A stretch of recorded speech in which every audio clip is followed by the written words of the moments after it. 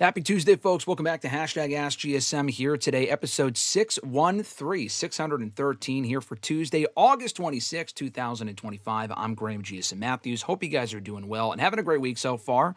Lots to get into here today, including who we think will be the next Women's World Champion on the WWE Raw brand following Naomi's pregnancy.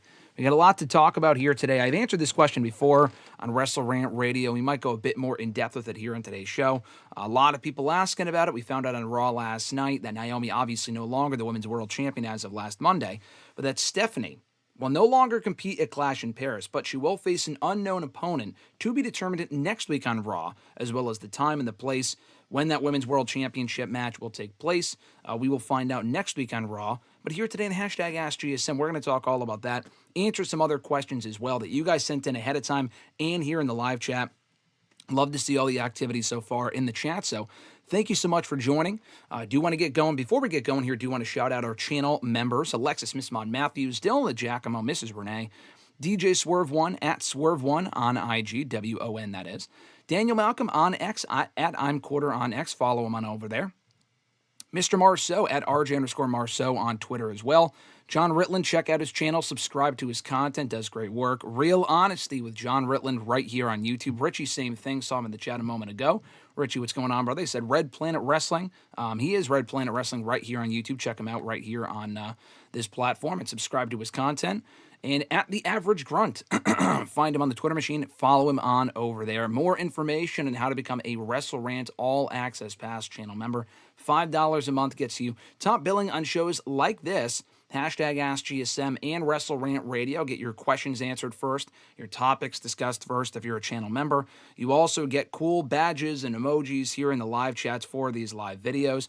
You can also get early and ad-free access to certain videos. So, for example, over the weekend, the excerpts for WrestleRant Radio, as well as yesterday's edition of WrestleRant Ranks, breaking down every WWE Triple H rehire in the past 3 years.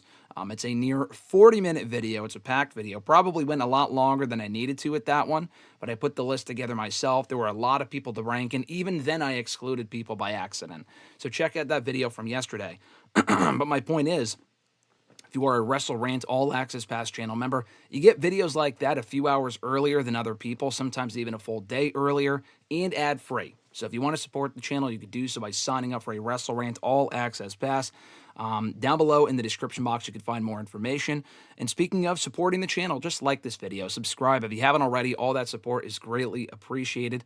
And if you want a question answered here on the show, just send it in ahead of time. Tweet me on the Twitter machine at WrestleRant with the #AskGSM. Find me on Facebook as well, facebook.com/Graham.GSM.Matthews.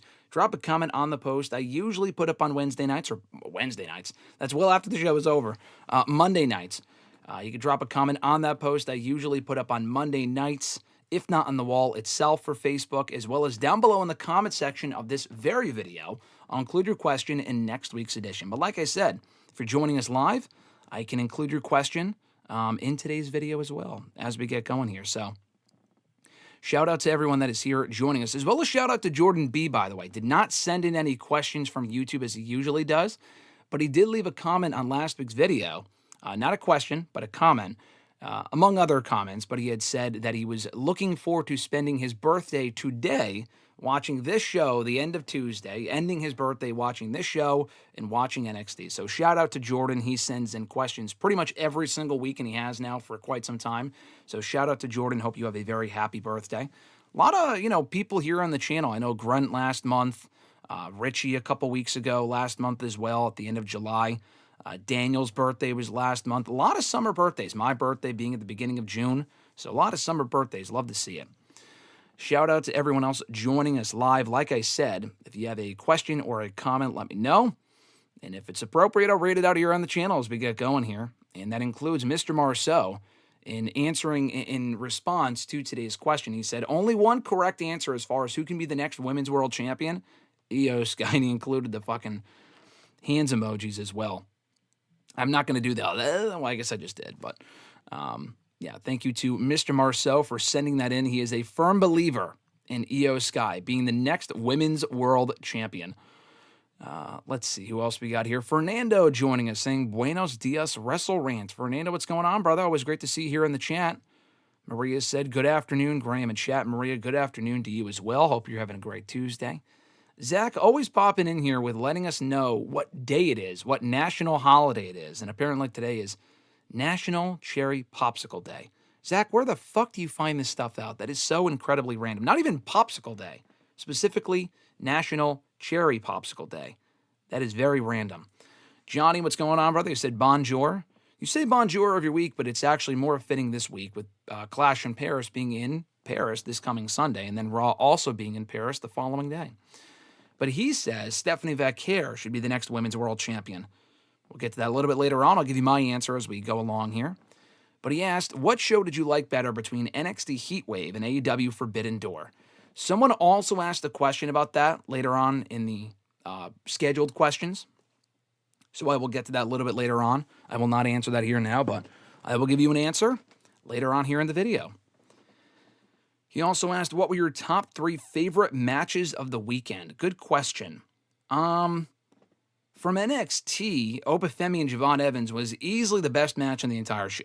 That was easily the best match in the entire show. Great match between those two. So that one, I was at that show with Mr. Marceau, so that kind of takes the cake as far as being my favorite match because I was there for that at the Lowell Memorial Auditorium. That doesn't necessarily make my answer biased, though, later on when I answer what show I enjoyed more between Heatwave and Forbidden Door. I'll talk about that, or what show I enjoyed better. I mean, it's probably the same answer, but I'll get to that a little bit later on. Regardless, Obafemi and Javon Evans, Adam Page and MJF, most likely, for the AEW World Championship at Forbidden Door. And then what else? Not that steel cage match. I thought that was all plunder, nonsense, the fucking ear fork shit I thought was awful. Maybe Tony Storm Athena? Trying to think of what else. Not Okada and Swerve. I thought that was very good, albeit not like excellent, but a very good match. What other matches did we get at Forbidden Door? There were a lot of matches, too. A lot of matches. Not the tag team title match. I thought that was a mess. The 4-way TBS title match was good, but not like amazing. It was very predictable as well. I don't remember what else. What opened the show? Maybe Cope and Christian versus Killswitch and Kip Sabian. That was a pretty basic match. I enjoyed that. I don't know. Really, my number one favorite match from the weekend was Javon Evans and Obafemi. Probably not as good as other matches from Forbidden Door, but I enjoyed that one more. He also said you should do a watch-along to ECW Heatwave 1998. That is a very random request. I did review a handful of ECW pay-per-views, so when I was doing the pay-per-view reviews on WrestleRant, when it was still like a pay-per-view review show from 2014 through 2017, I watched every WWE pay-per-view from the very first pay-per-view in 1985, not just the first WrestleMania, but the first ever WWE pay-per-view called The Big Event 40 years ago. I reviewed all of those pay-per-views from the very first one all the way through 2017. And then I stopped doing them. Obviously, a lot of pay-per-views to catch up on from the last decade that I just don't really have the time to sit down and, God forbid I have time to sit down and watch a pay-per-view from fucking 2018 when the product was absolute ass. But so after I finished watching and reviewing all the WWE pay-per-views from that time period, I went back and started watching some WCW shows, TNA shows on the TNA streaming service, and ECW shows. And I really couldn't get into the ECW stuff a lot. I really couldn't get into the ECW stuff. A lot of it really just blended together for me. The matches, the storylines. It was interesting to go back and watch some of those shows. And at some point, I would like to go back and watch those shows. I really, one, don't have the time, and two, don't have the interest. I mean, granted, there aren't a lot of ECW pay-per-views. I mean, the ECW pay-per-view spanned from 95 through 01. So honestly, we probably could go back and finish that rewatch at some point. I don't know if I would do a live stream. It's a whole lot easier for me to watch it on my own and skip through the commercials and the entrances and the bullshit and stuff like that. When you do a live stream, like when I did it for WrestleMania 26 earlier this year, fun time, had a great time doing it, but it was a non-stop 4-hour live stream to the point where I had to have dinner by the end of it during the actual video because I was so fucking hungry. And the live stream was so long and whatnot. So yeah, I don't know if I would do another very long pay-per-view like that. Heatwave's probably like 2 hours, if that, 2-3 hours max. But I would very likely just watch it and review it here for the channel as opposed to doing a live stream. But I appreciate the recommendation nonetheless. Richie said, I will win the vacant women's world title, Graham. I will. Richie, you were already my number one answer for the next women's world champion, but I just don't feel like that would be fair to the rest of the Raw women's division. Not that you fall in the Raw women's division category. I just feel like, Richie, you would win every championship imaginable, and the women's world championship would be right alongside it. But that being said, like I said, I just don't really think it's fair. I don't really know if it's fair for you to hold the championship, Richie, because you would really just dominate the competition to an unfair degree. So aside from you, Richie, we have to determine who the next women's world champion might be on the Raw brand. He also said, howdy, everyone. Richie, what's going on, brother? Hope you're enjoying your Tuesday, and thank you for joining us. We have Johnny now saying, any thoughts on the Raja Jackson situation? So yeah, this has been a hot topic on social media the last couple of days. So I was away this weekend, so I completely missed this. I was pretty much off of Twitter from like Saturday evening. Most of Saturday, I was not on Twitter. I was not on Twitter really at all on Sunday because of Forbidden Door, and I was barely on Twitter yesterday. I only got onto Twitter after Raw was over, after I finished watching Raw, actually, because I did not watch Raw live. So it was pretty much, which was refreshing, I was pretty much off of social media for a good 2 fucking days. So I missed the whole Jackson thing, the whole Raja Jackson thing.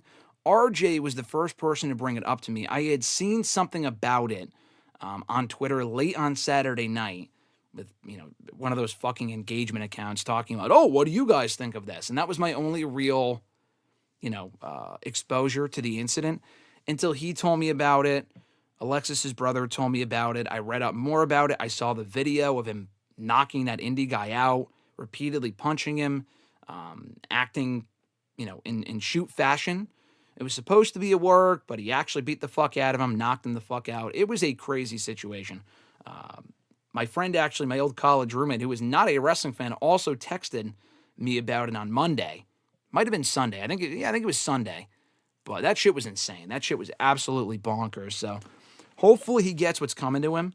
And, is blackballed from wrestling, probably charged, I would have to imagine. And I liked Rampage Jackson. I've never really been the biggest UFC fan, but I know a lot of their top stars and whatnot. I enjoyed his work, enjoyed his fights, enjoyed his persona when I was watching UFC semi-regularly, kind of. Not even semi-regularly. I never really watched the shows consistently, but when I was more into the UFC scene, he was a name that stood out to me. TNA actually used him about a decade plus ago, and I liked him from that as well. So I don't put any blame on him. It's entirely his son and the person that also encouraged him to do it. And he said he was merely in character when he said that. Obviously not. It was some fucking outlaw mud show. I forgot the name of the promotion. Knox or something like that. They were associated with WWE ID until they cut ties with them like yesterday. So no longer are they associated with WWE. But yeah, that whole situation was pretty crazy. And hopefully, the guy attacked was, hopefully he's okay, first of all. Second of all, hopefully, I saw a lot of people chipping in, including fucking Mr. Beast of all people. I saw him put out a tweet saying that he saw the video and that he thought it was unfortunate, willing to help out with the guy's hospital bills and shit. I don't know that we need Mr. Beast involved with wrestling, but a kind gesture nonetheless, I suppose. Nathaniel said, hi guys, I'm excited for Clash in Paris this weekend. I'm also looking forward to the show. I had seen some people dunking on the card, and that's totally fine. I like the card. I think the four-way for the World Championship, albeit predictable, should be very good. That should be a fun four-way. We get fucking four-ways in all these companies all the time nowadays. But it should be a very good match. John Cena and Logan Paul, they actually got me more excited for their match following their promo segment last week on SmackDown. And I'll talk more about that segment later on. Someone asked me about it. But I thought that segment was fantastic. I thought that segment, specifically the promo from John Cena, was awesome. And it did actually encourage me to get more excited for that match. And I was already looking forward to it. I already figured the match would be fun, and especially in front of that crowd in Paris that's going to be going crazy for everything Cena does. But I'm looking forward to that. So you have Cena, Logan Paul, the four-way for the World Championship. You also have not Dominic and AJ. That's on Raw. Not Sammy and Solo. That's on SmackDown this week for the United States Championship. Trying to think of what else. What else was on the show? Rusev and Sheamus, the good old-fashioned Donnybrook match. Looking forward to that one. That looks like it should be a fun fight between those two.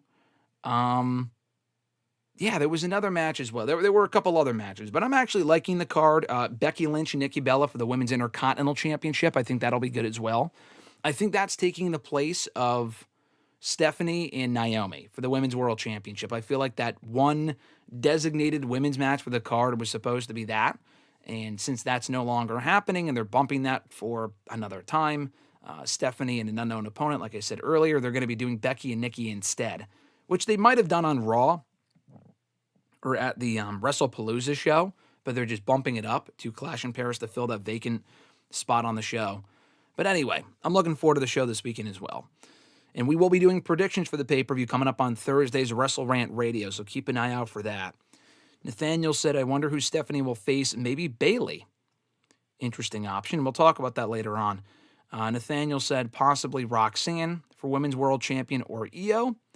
And he said, I think Becky versus Nikki can main event Sunday. I don't think so. I think they've had some great entrances. I think they've had some great segments. I think someone said something about an entrance. Yeah, the Nathaniel said something about Cope's entrance on Forbidden Door. Anyway, I think they've had some great promos, some great exchanges. They've made for some great television recent weeks on Raw. That is not headlining the show. Sheamus and Rusev is not headlining. The World Heavyweight Championship 4-way, I don't think we're getting Cody and Drew at this point. I thought we were.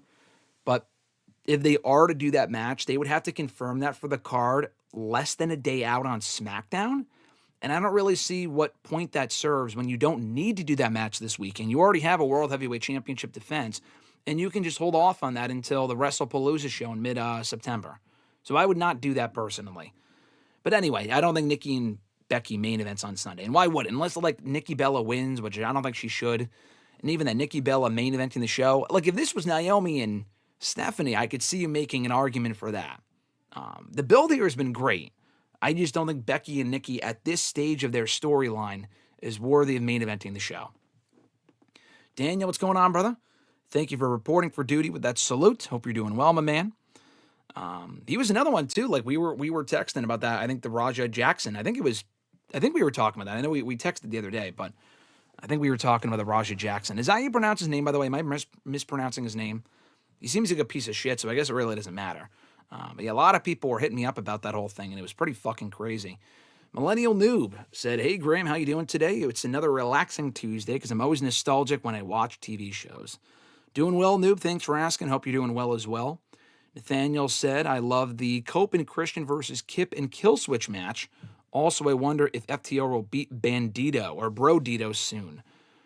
I think to have FTR take the tag titles off of Brodito like immediately would just be fucking dumb because they just won the championships on Sunday. What would be the point of putting the belts on Brodito, a makeshift team? And they're a very good team.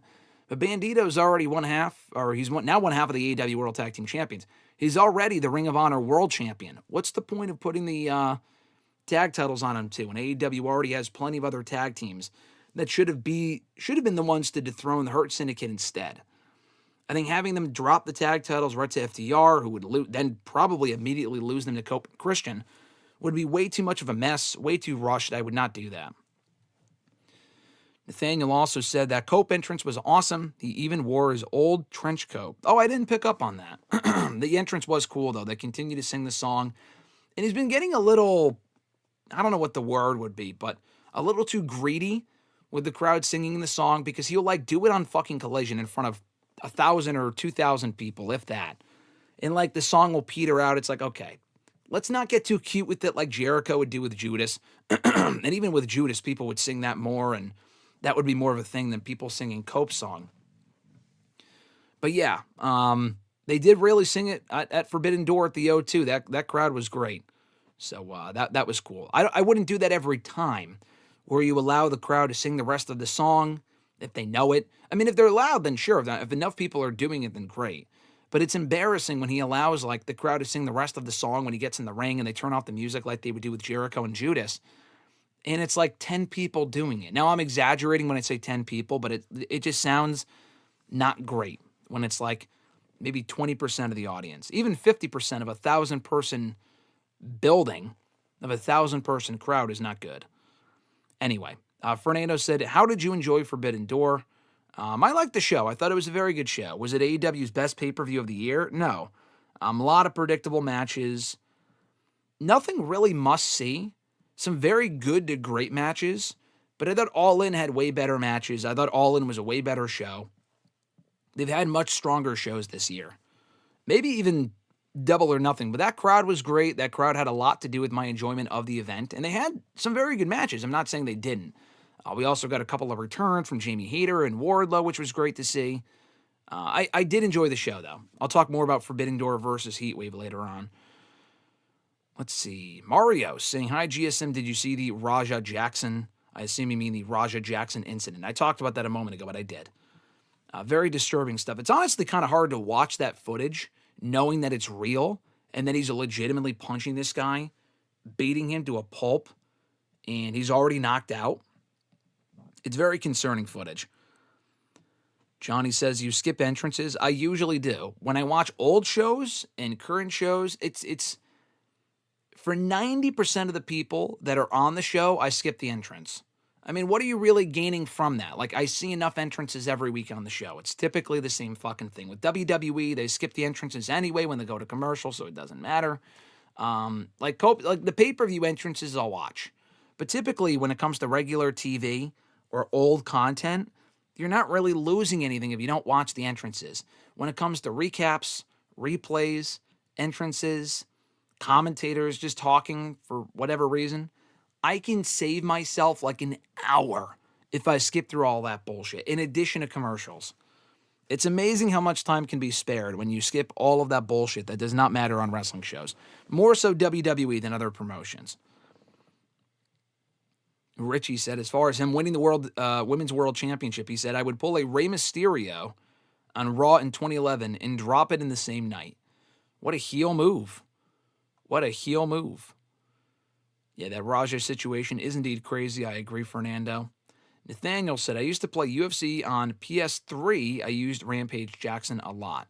The only UFC game I owned, I may have owned other ones, but when I was much bigger into the MMA scene, like 15 years ago when I first started doing mixed martial arts, I think I got a UFC game for my birthday. And Brock Lesnar was actually in the game. This was when Brock was still in the UFC, and I used to play as Brock a lot. I don't know if Rampage Jackson was there at this point, but the game probably came out in 2009, like 2009, 2010. I don't know what game that was. It might have been UFC. Yeah, it wasn't on PS3. I thought you said UFC 3. You said PS3, not UFC 3. I don't know what the game was, but it came out in like 09, 2010, and they didn't have it on Wii, which is what I used to play all the time. I used to play all the Nintendo systems. I owned a PS2. I have a PS4 now, but I still have a PS2. The Wii, the Nintendo shit, whatever. They didn't come out those UFC games on those systems, I don't think. So I had to get it from my brother's Xbox, which I never really played because it was his. But I did play the game a handful of times and had fun with it, and I thought it was a cool game. So that would have been like 15 years ago, though. Richie said, Rampage allegedly said that Raja had suffered a concussion a few days prior to that incident, which is still no excuse for his behavior. Oh, I did not know that that Rampage had said that. Yeah, you're right. I mean, it's nice to add context, but there's still no excuse for why he suffered a concussion. Let's go beat the shit out of this random guy in the ring. Like, bro, I mean, WWE people suffer concussions all the time. They don't turn it into a shoot by beating the fuck out of their opponent. They get concussed during matches and still finish the match without legitimately hurting their opponent. So you're right. That is no excuse. Nice to add context, but if he's saying that to defend his son, then that's gross. If he's saying it to, say, oh yeah, he had a concussion, but that's still no excuse. My son should apologize, should get, not arrested, but he's not going to say that, but he should have to suffer the consequences of his actions. If he's holding his son accountable, that's really all that matters. I don't know if he did. He may have just been trying to defend him, which if so, that sucks.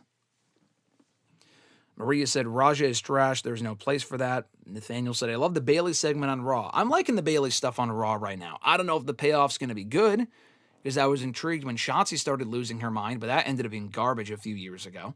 I hope the Bailey stuff is better. So I am intrigued by what we've gotten so far from Bailey. Hopefully she can, knock it out of the park and play the character well. Maria said, I'm sick of four-ways from both companies. I feel like I see it a lot more in AEW, but WWE's done a lot of fucking triple threats and four-ways. It's just because they both have loaded rosters, so they want to include as many people on these shows as possible. So they're just lazy default is doing as many multi-man matches as possible. At least WWE's not doing all-star 8-person tag team matches every week like AEW does. Those are even more exhausting. But we do tend to get a lot of four-ways in both companies for sure. Johnny said, I have seen a lot of women tag teams in AEW lately with the same people over and over. That's exactly my point. They just repeat the same matches, including at Forbidden Door in the pre-show. Johnny said, if you not Toni Storm or Mercedes Moné, if you're not, okay, I see what he's saying. He's saying, if you're not Toni Storm, Mercedes Moné, or in the title picture, then Tony doesn't know what to do with you. Tony Khan, that is. Yeah, I mean, at least these women are getting TV time and quality matches, but there's no real direction there. They're just exchanging wins for the sake of exchanging wins. He has even admitted this. I think he's just killing time with those women because he wants to introduce the women's tag team titles, but injuries apparently ruined that idea.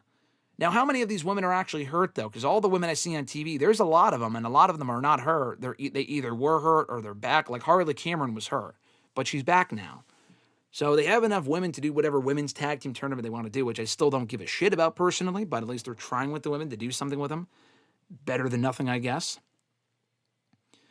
Nathaniel said, do you think Cody should be beaten by Drew? Do you think Drew should beat Cody? I wouldn't mind it. Drew beating Cody for the belt would be great, but Cody just got the belt back. I don't see him losing it.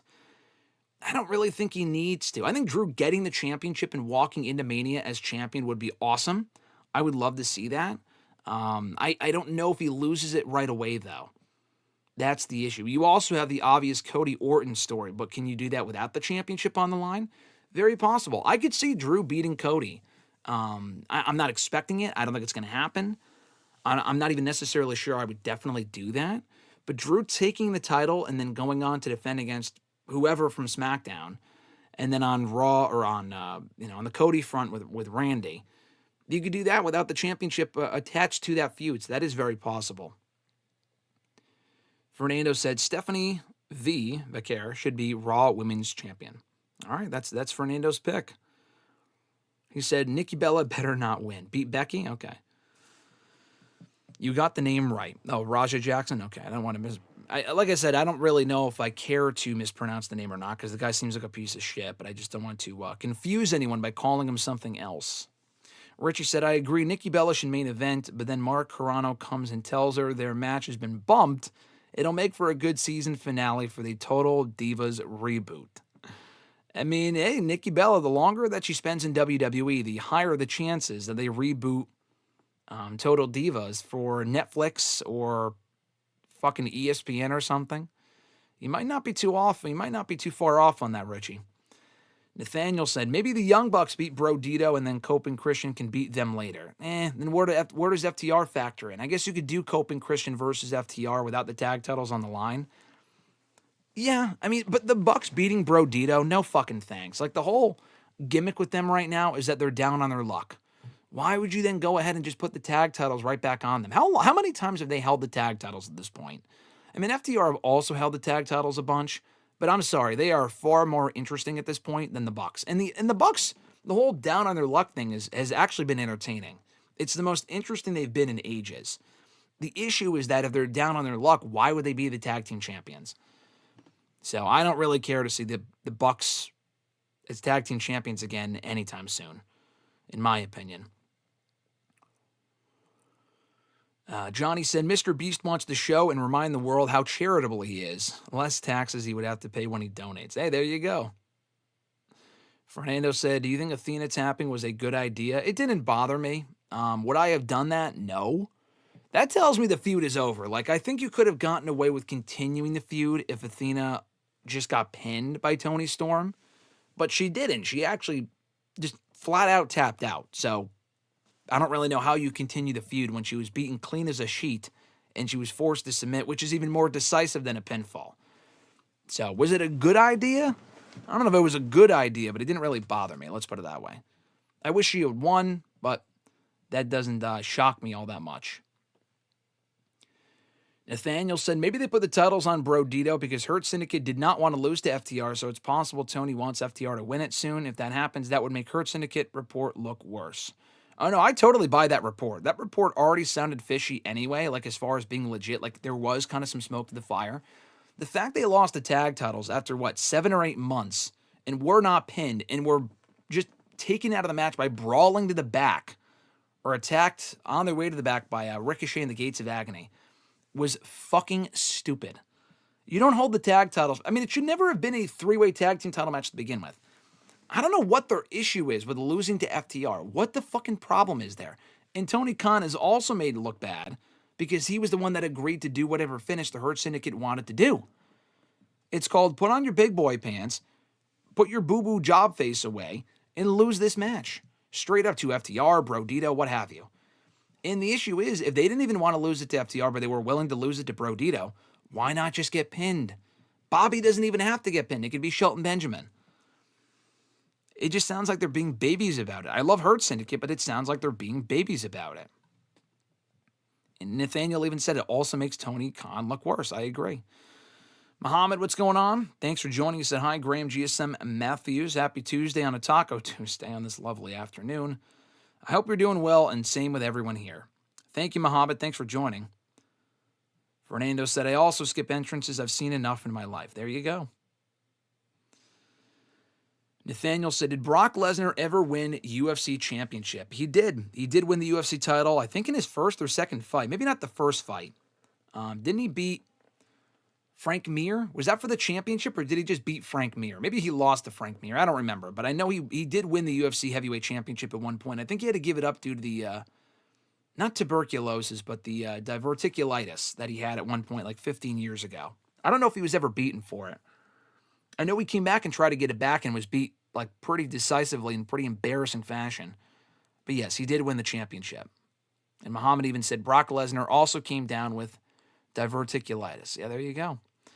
Johnny said Wardlow has surpassed X-Pac as the ultimate faction member from the Inner Circle to the Don Callis family. I forgot about the Inner Circle. Yes, so he has been a part of the Don Callis family, the Undisputed Kingdom, Inner Circle, like you said. He was also a part of, what was the other faction? He was with MJF. Oh, the Pinnacle. The Pinnacle, of course. But yeah, I forgot about Inner Circle. Him and MJF were like honorary members of that group before they turned on Jericho and those guys. I forgot about that. I wonder what faction Wardlow might join next. Hopefully it's a faction in WWE. The man is trying to boost his numbers as far as all the factions he's been a part of. It's fucking crazy. Fernando said, which developmental promotion out there do you think is the best? Developmental, like indie promotion? Developmental would probably be NXT, right? I don't know, like, if you mean indie promotion, Northeast Wrestling. I am biased because I have been there many, many times, but indie, I mean, Richie knows, he's been there a whole bunch. We met in person for the first time at a Northeast Wrestling show. Northeast Wrestling, when they have their shit together and they do shows consistently, is, to me, the best indie promotion I've ever seen. And I've been to plenty here in the Northeast area and elsewhere. I think Northeast Wrestling gives you the best bang for your buck, great entertainment, great storylines, great matches, great stars, both local talent and notable names from major promotions. No one does it better, in my opinion, than NEW. I've also heard great things about House of Glory as well, Hog Wrestling in New York. Let's see. Fernando said Wardlow is officially a member of the Don Callis family. Oh yeah, he was correcting Johnny, but I think Johnny was aware of that as far as all the factions that he has joined. Johnny said, don't forget Tony Khan have a few women's wrestlers on the bench. I mean, all these companies do. Specifically WWE and AEW. But yeah, in AEW, there's Deonna Purrazzo. She has not been on AEW television in what feels like forever. Taya Valkyrie, and they were teaming at one point as whatever that team was that they were doing, but that went nowhere. And I think Taya Valkyrie's with her husband now, Johnny TV, and Maximum Male Models.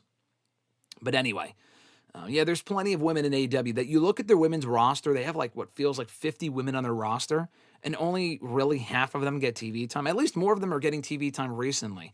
But what does the TV time even mean if it's just meaningless 8-woman, 6-woman tag team matches, 4-ways for $100,000? Who gives a shit? Like, give me actual storylines.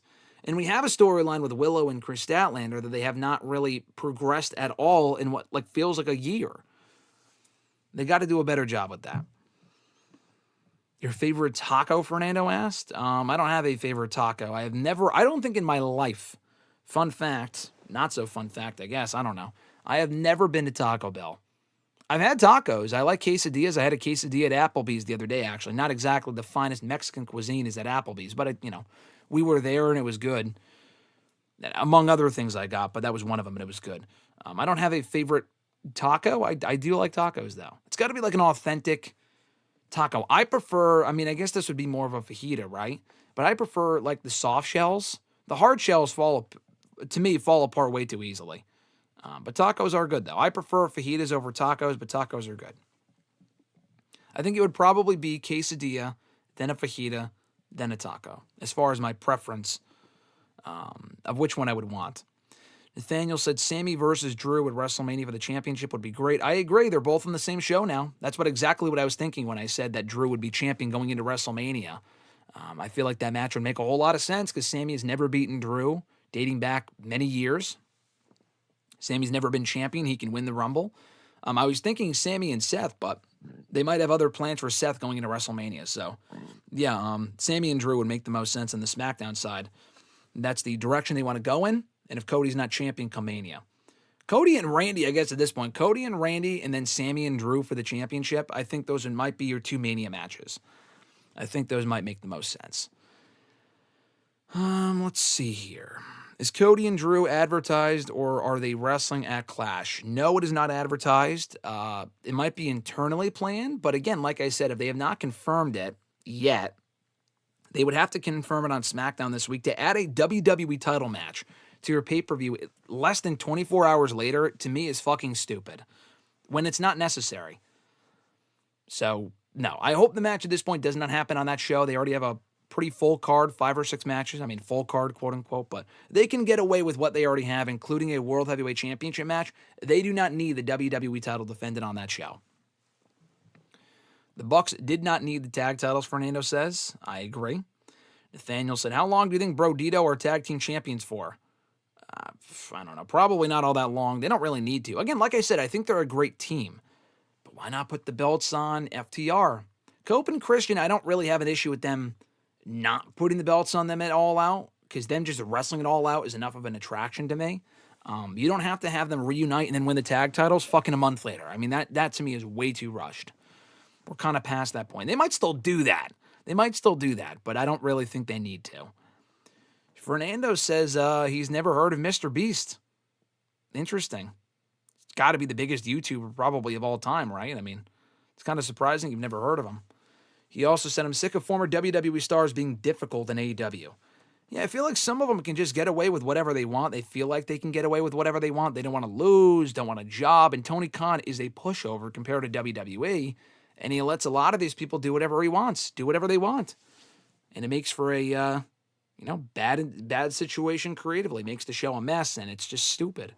Can't be given, it might not be creative control written into their contracts, but they might ask to have things a certain way, and he doesn't bite back. He doesn't say no as much as he should, is the sense that I get. And it happens a lot less now than compared to a few years ago, which is good, but the fact it's still happening is not good. Johnny said, the Hurt Syndicate have Tony Khan scared of them. Apparently so. He also said, MVP and Bobby have told Tony Khan, that don't work for us, brother. Apparently so. Apparently they did tell him that don't work for us as far as losing to FTR and dropping the tag titles to them. Richie said, I do miss the amount of NEW shows we used to get. They're so far and few between these days. Yeah, I don't know why. I don't know if it's a financial thing or what, but we used to get shows once a month, once every other month. We went to a show. I saw you at the show in May. They've done other shows, like random smaller shows, and they've done shows in fucking Ohio and in other states. I'm not going that far. I'm talking about Connecticut shows. They were doing them pretty consistently until they didn't. Fernando said, Tony Khan also allowed Punk to do whatever he wanted and should have punished him after that rant at the scrum that started Brawl Out. He did punish him by suspending him. But yeah, he didn't really... that's pretty well documented, Tony Khan's role in the whole thing, as far as the fault that he had in that whole thing by allowing it to happen and allowing it to even get to that point. And then for it to happen basically again at All In the following year is even worse. The first one was bad. The second time around, how the fuck did we get to that point where that even happened, where it blew over into that? That was just crazy. Richie said, I do want to hit up House of Glory in October, finally. Cross versus Cardona seems like it'll be fun. Yeah, that does sound like it'll be fun. House of Glory to me is just, it's not convenient to get to. Like, you got to go in, for me, from Connecticut. Like, you got to go into New York. It's probably like a 2-hour train for me. Drive to the train station, 2-hour train, take a subway to somewhere in New York. I've been to a few New York indie promotions that were great. But having to do all of that with like the subway and you don't know what time it's going to get over, it's just too much of a mess for me. But they are fun though. They can be worth it. Richie also said, hoping they do a meet and greet and I can get a photo up with Cross. I got a photo with Cross when he was actually at Northeast Wrestling when he was fired the first time, when he was gone from the company the first time in 2022. You might have been at that show, Richie, but I forgot who he faced, but he was on that show. Jay Lethal was also there, among other people, and they were both awesome to talk to, and he was very nice. Richie said, you do not have to go to Taco Bell, LOL. I'm more of a quesadilla kind of guy. Yeah, I'm not going to Taco Bell. I just feel like if I want authentic Mexican food, I'll go to an authentic Mexican restaurant, and there's plenty here around the area in which I live, in Connecticut as well. You'll get it better elsewhere, but I'd rather go to a Mexican restaurant than fucking Taco Bell, which I would... At this point, I feel like I've gone so long without having it that it might destroy my stomach if I ever were to have Taco Bell. Johnny said, you mentioned 50 women in AEW, so why can't Willow and Chris feud with other women? I don't know. Good question. Cheesy Cordita Crunch is my favorite thing from Taco Bell. The only reason why I know what that is because I started watching after Raw last night. Alexis and I started watching the new season of Upload, and they have like a sponsored... in storyline sponsored like fucking taco, like an AI taco roaming around at one point in the episode. And I don't know if they specifically mentioned Taco Bell. They might mention their version of Taco Bell in that universe. But yeah, they said something about Cordita Crunch and it was the taco flying around. So that's the only reason why I know what you're talking about. Otherwise, I've never heard of that before. Fernando said, since Will Ospreay and Swerve are out for a while, who would you strap the rocket to to make a huge star out of? Great question. Someone already asked about that. I will get to that later on in the scheduled questions. Someone also asked about that. That would have been Grunt, actually. Grunt answered or asked those questions earlier on. And that'll be probably the first question I answer because he is a channel member. So like I said, if you're a channel member, you get your questions answered first. Let's see. Nathaniel said, I'm also thinking All Out. They can do Brodito versus FTR versus Cope and Christian. What would you think of that? No. We do not need another fucking pay-per-view with a 3-way match for the tag team titles. Why? That just seems stupid. That's just ridiculous. Why? We already had a 3-way for the tag titles at All In. We got one this weekend at Forbidden Door. And Cope and Christian won one fucking match. Like, even if it was them versus FTR, this would still make no sense. They won one match. Why would all of a sudden they get a shot at the tag titles? For FTR, the bad blood is there. But FTR are not the tag team champions. And you're saying it would be a 3-way. That's stupid. Not saying they won't do it. I just don't understand why Brody and Bandito, who are great, why they're the tag team champions. It's not even Brody King and Buddy Matthews, who's out injured right now. I'd rather see Brody King pushed on his own. Bandito, same thing. Why are they the fucking tag team champions? Let's see. I don't care for Brody King or Bandito as tag team champions, Johnny says. I agree. Bandito has to vacate his Ring of Honor World Championship since he is a tag team champion. He does not, actually. I mean, if Mercedes can walk around with fucking 9 belts, then Bandito can walk around with 2. There's plenty of double champions in AEW. Dustin Rhodes at one point, brother, was a 3-time champion at the same time. He was 1/2 of the tag champions, 1/3 of the trios champions, and the AEW TNT champion. Like, less than a month ago, that was the case. So, listen, Bandito can hold both belts. That being said, I would like to see him drop the Ring of Honor World Championship to Hechicero at Death Before Dishonor this weekend. I think Hechicero's awesome. I love Hechicero. I only started kind of getting familiar with him in AEW this year, but that guy is great. Bandito, I already read that one. Bobby Balea or MVP Balea. Bobby Balea sounds better as far as Terry Balea. Like Becky Balea, we call her Becky Balea. That's a Daniel Malcolm nickname. Bobby Balea I like more, But that sounds too similar to Bobby Bonilla from the Mets. So they are still paying like $1 million for every single year as part of Bobby Bonilla Day. That's its own story. Richie said Bobby Lashley had to go to art school because he couldn't draw a dime. Hey, listen, I'm not going to say that. I think Bobby's great. Bobby's great. He is a star. I love the Hurt Syndicate. You can't give these people any level of creative freedom or power, backstage power to determine who they're losing the belts to and when. That's a Tony Khan call. We can shit on Tony Khan for when he does it and who he does it to, but that should not be a Bobby Lashley call or an MVP call or a Hurt Syndicate call. How far am I from Hartford? Probably like 35, 40 minutes. Hartford is the closest arena for me to get to, then Mohegan Sun, and then Bridgeport. I prefer Mohegan Sun, but Hartford isn't that far. I remember when Andrade and Sammy threatened one another on Twitter, then they fought each other hours later. I remember that. That would have been late 2022. That was when AEW was during the CM Punk stuff, too. It was completely out of control with the drama and the tweeting and the backstage fights and shit. Way, way, way out of control. Have you driven around WWE headquarters in Stamford? Have I driven around it? No. Have I driven by it? Yes. It's right off the highway. So I drove by it a couple of weeks ago, actually. I drive by it quite a bit. I was in the headquarters for that Raw on Netflix kickoff thing. I posted videos from it here on the channel back in December. But I was at the headquarters inside of it for the first time back in December. It looks, I was only in the lobby. But it looks awesome from the inside. And I got to be towards the front of the stage for that Netflix kickoff thing they did. You can't just go tour the thing. People have asked me about that. Like, oh, can you like schedule a tour? Like, no, they don't do that. It's a corporate headquarters. They won't want fans just walking in and doing shit. But, and I wonder how often that happens. You know, nowadays people kind of get it that it's not real. They're not going to go to headquarters and say like, hey, why aren't you pushing this person?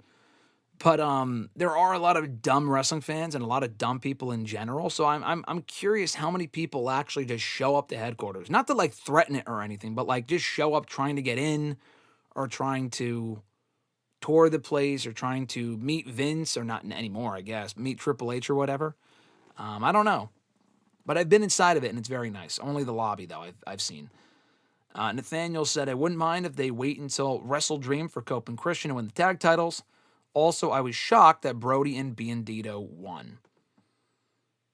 Yeah, I mean, I wouldn't mind if they waited till WrestleDream to put the tag titles on Cope and Christian. You can even wait until Full Gear. It doesn't have to be in the next month or two. It can be in 3 months if you allow them to continue racking up wins and settle their feuds with the Patriarchy and FTR before going after the tag titles. I feel like that would make sense. Them versus Brodito is a very odd choice, but it could be a good match. Fernando said MJF paid off the Gates of Agony to cost the Hurt Syndicate the tag team titles. I know that's the storyline. That's kind of what they were hinting at on commentary when it happened. It's still fucking dumb. And the only reason they did that was so the Hurt Syndicate did not have to get pinned. Like it would have been, you could have just used that excuse and have Gates of Agony beat them up at ringside and then throw them back in the ring. And then they get pinned. But they didn't even do that. So it was lame. Thoughts on Isla Dawn being in... Did I say Isla Dawn? That's a very problematic name, actually. Thoughts on Isla Dawn being in AEW, Johnny asked. I don't really care too much for Isla Dawn. I've never really given a shit about her in NXT UK or on the main roster or in NXT. She's a fine worker. I said this the other day when in my Collision review, but when I was writing it yesterday... She's a fine worker, so if they have her in that women's division, she's a good get. She's not someone, oh man, they need to sign. I would much rather see a Tegan Nox in AEW or Dakota Kai, a Shayna Baszler. Isla Dawn is just fucking boring to me. But if they want to relegate her to Ring of Honor, I feel like that could be fine. She's not a must-hire, let's put it that way. Fernando said the Bobby Bonilla contract is the stupidest contract in all of sports. Hence why they're still paying him to this day. Once a year... every year for the next 10 years. So yes, it is the stupidest contract in all of sports. Only the Mets would do a contract so dumb. And then Nathaniel said, did you like that Gates of Agony interfered? In the tag title match at Forbidden Door? No, I did not like that. I thought it was dumb. I get why they're trying to make it make sense, because MJF was aligned with Ricochet and Gates of Agony this past week on Dynamite, last week on Dynamite. So I can understand why they did that. But from a behind-the-scenes standpoint, I can guarantee you the only reason why they did that was because they didn't want to have, the Hurt Syndicate did not want to lose the belts by getting pinned. They feel like, oh yeah, we're gonna lose the belts, but we're not gonna get pinned. We'll get counted out or just be brawled to the back or attacked to the back. That is just so dumb to me. And also, we've already seen the Hurt Syndicate versus Gates of Agony, so it's not like it's a new, fresh feud that we haven't seen before. We got the match a couple of months ago, and Hurt Syndicate beat them pretty decisively. I really don't care. I mean, I get at this point we might be getting MJF versus Bobby Lashley, which is fine. But I just feel like there were better ways for the Hurt Syndicate, after being so dominant for so long and holding those tag titles since the beginning of the year, for them to lose those tag titles in a much better, more productive way than what they did. And they botched the ending of the match anyway. They botched the ending to that three-way tag title match on Sunday. It wasn't even Hurt Syndicate's fault. It was Bandito's fault. I think he was pinning Cash or Dax or whatever. I think it was Dax or Cash. And whatever, he kicked out, or he didn't kick out, but I think Bandito thought he got the 1, 2, 3, but he didn't. It was bad. It was very embarrassing. He also said, hey, I hear a lot of people want Lyra to turn heel. I don't understand what purpose that would serve. She's gotten over with the audience, so then to just turn her heel would be stupid. Bayley makes more sense right now in this storyline that they're telling, for her to turn heel compared to Lyra Valkyria. He said, I thought MJF was going to cost Hurt Syndicate. That would have made more sense. And then for Hurt Syndicate, it cost MJF. Because if they connected the fucking dots and were like, hey, it was MJF's fault why we lost our tag titles, why would one of them not go out there and cost him the world championship? They didn't do that either. I wouldn't be surprised if they just didn't even have MJF in the Hurt Syndicate feud. I'm going to be honest. I wouldn't be shocked if they just forgot about it and moved on. Fernando said, when it's time, who should dethrone Hangman? Probably MJF. I mean, MJF lost this weekend, but he still has his contract. So, I mean, you can have him hold on to the contract until after Hangman loses the belt and he cashes in on whoever holds it after him. Like, it would be cool if he cashed in on Darby, but I don't see Darby beating Hangman. That's just an odd pairing to me. We've gotten the match before. They did the match last year on Dynamite. It was a great match. But that was when Hangman was still leaning heel. I don't love that match otherwise. So Darby would have made sense at one point, but not by beating Hangman. I would probably go MJF takes the title from Hangman, and then Darby takes it from MJF. That's probably what I would do. Johnny said it's going to be a trios match, Ricochet in the Gates of Agony versus Bobby Shelton and MVP. That's fine, but if MJF doesn't factor in at some point, then it's just, who cares? Nathaniel said, Lyra versus Bayley. I've seen that already, but they'll probably feud. Yeah, that's the issue with the feud, where RJ and I talked about this a couple of weeks ago, where it's a logical feud to do because Bayley's upset with all the losing, and she'll take her frustration out on Lyra. But the problem with that, though, is that we've already seen the match many times. And they have great matches. That 2 out of 3 Falls match they had on Raw about a month or so ago was great. But we've already seen it several times. And does Bayley go over in the end? Does Lyra beat her? How much does she really gain from that, having already beaten Bayley a few times? I don't know. But you're right. That's probably the direction they are going in, I would guarantee. And then Johnny said, who should dethrone Toni Storm for the women's title? My answer would have been Athena, but she lost this weekend. And that was decisive. She cashed in her contract. She is not taking that title.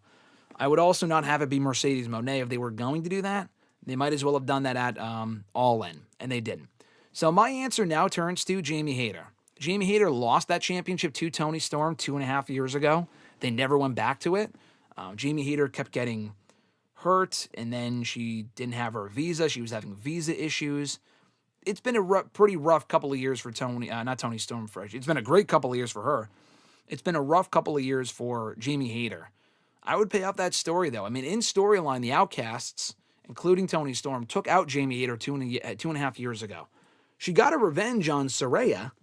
Ruby Riott got pregnant. She has not been back. And Soraya's gone. She actually had one of her last matches with Jamie Hayter after she beat her last year at a Grand Slam on Collision or Dynamite, whatever it was.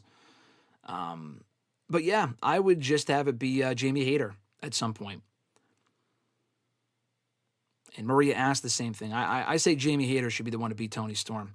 Johnny said Darby Allin has to defeat MJF with a headlock takeover. Yes, to play off their story from a few years ago, that would be nice. Nathaniel said, might be underwhelming, but it would make sense.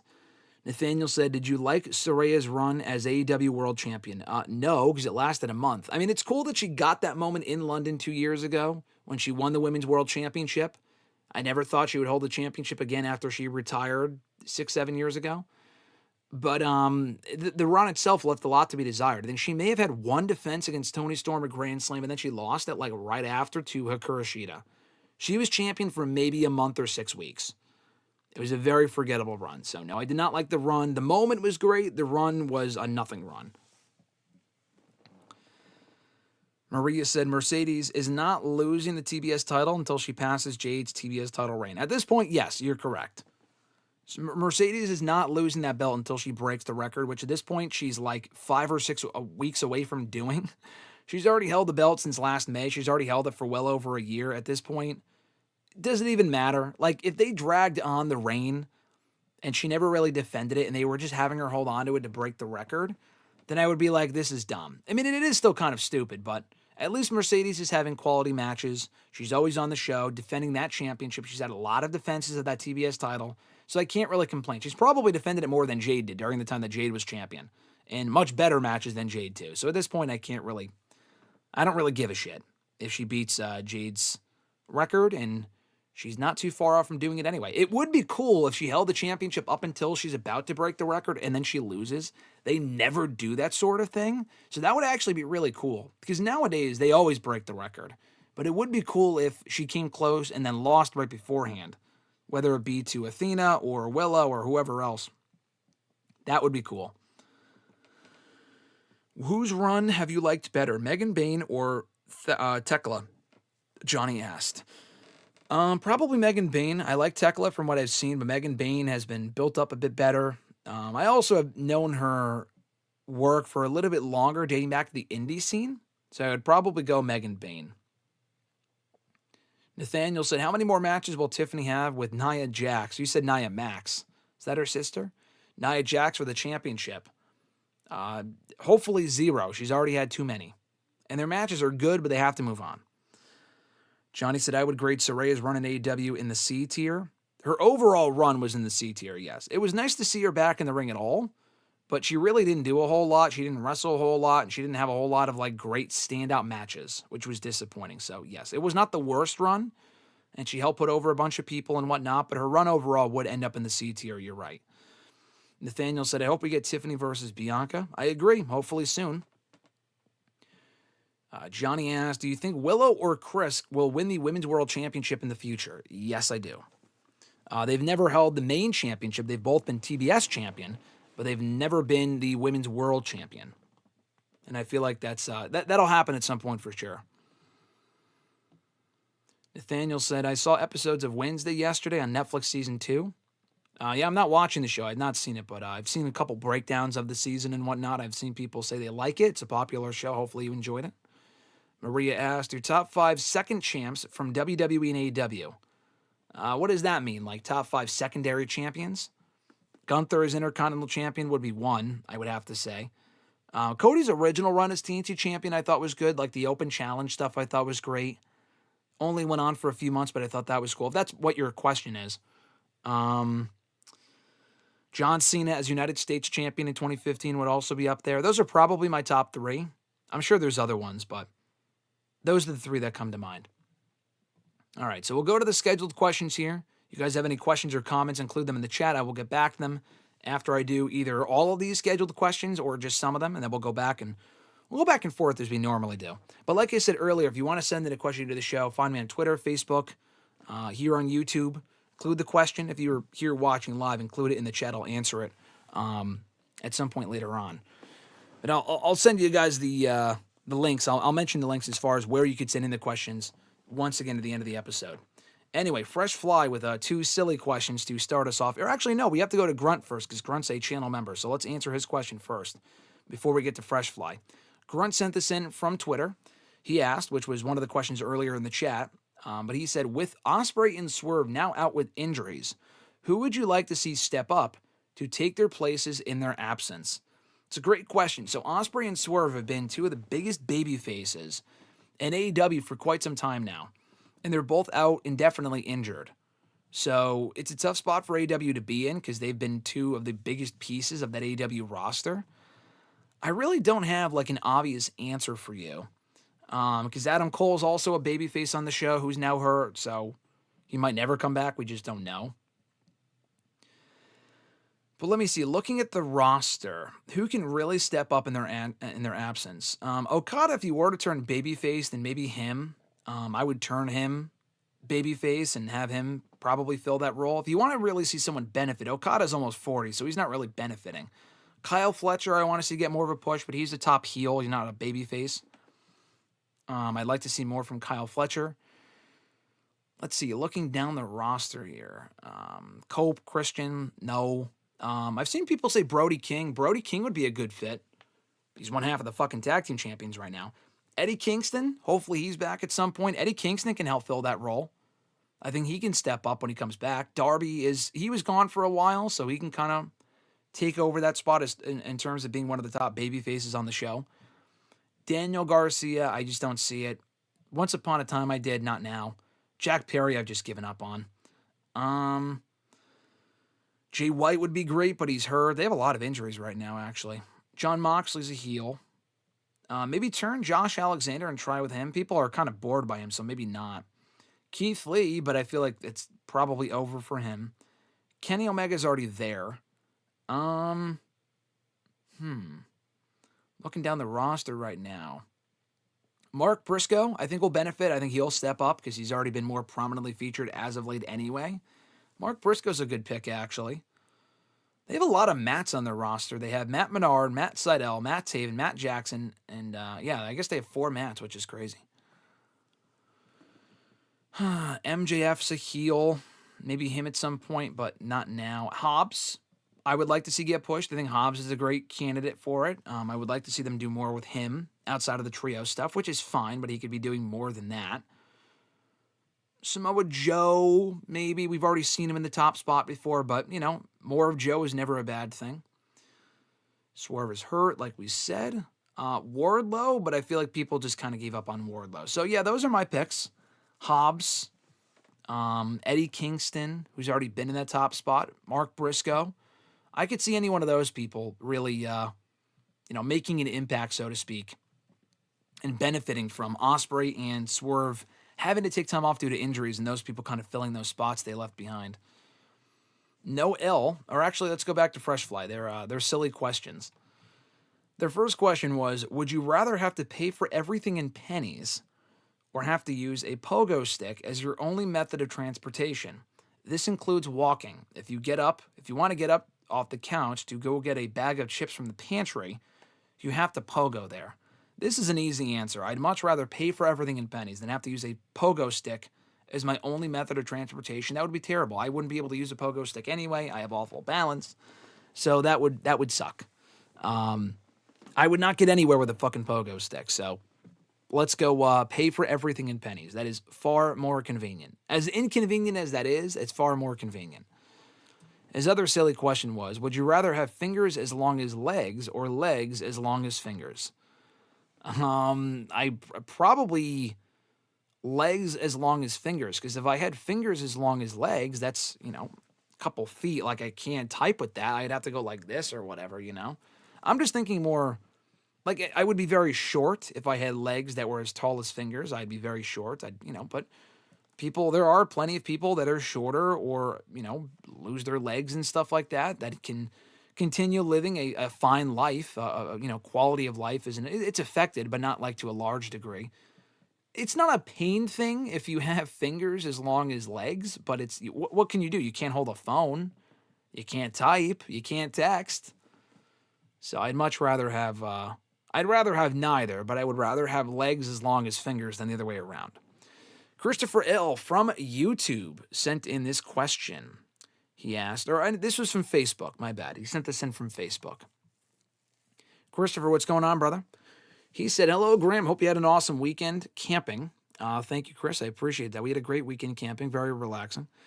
He said, I myself had a very relaxing weekend as well. Which show do you prefer more, or did you prefer more, he said, Forbidden Door or Heatwave?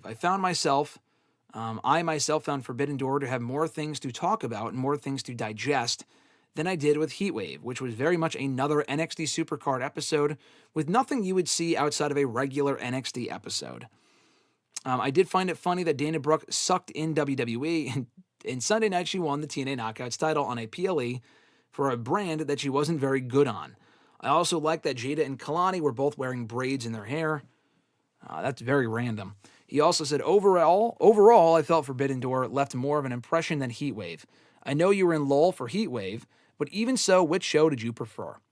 Forbidden Door was a far better show. Forbidden Door was not even like the top 3 pay-per-views of AEW's year, but Forbidden Door was a better show. I was at Heatwave.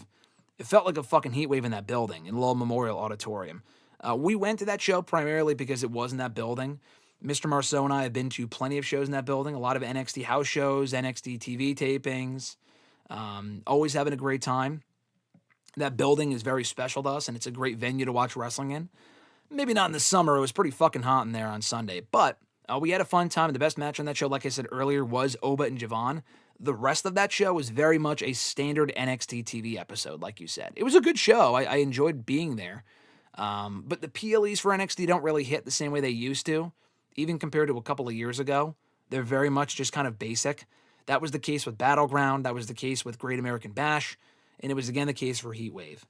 I don't know if they're just doing too many of these things, or the cards just aren't overly special, or it was the lack of buzz around NXT right now. They're not bad shows. They're just kind of there. But even being at Heatwave, I can tell you Forbidden Door was the better show, and I prefer that show over Heatwave when I caught up on it on Monday.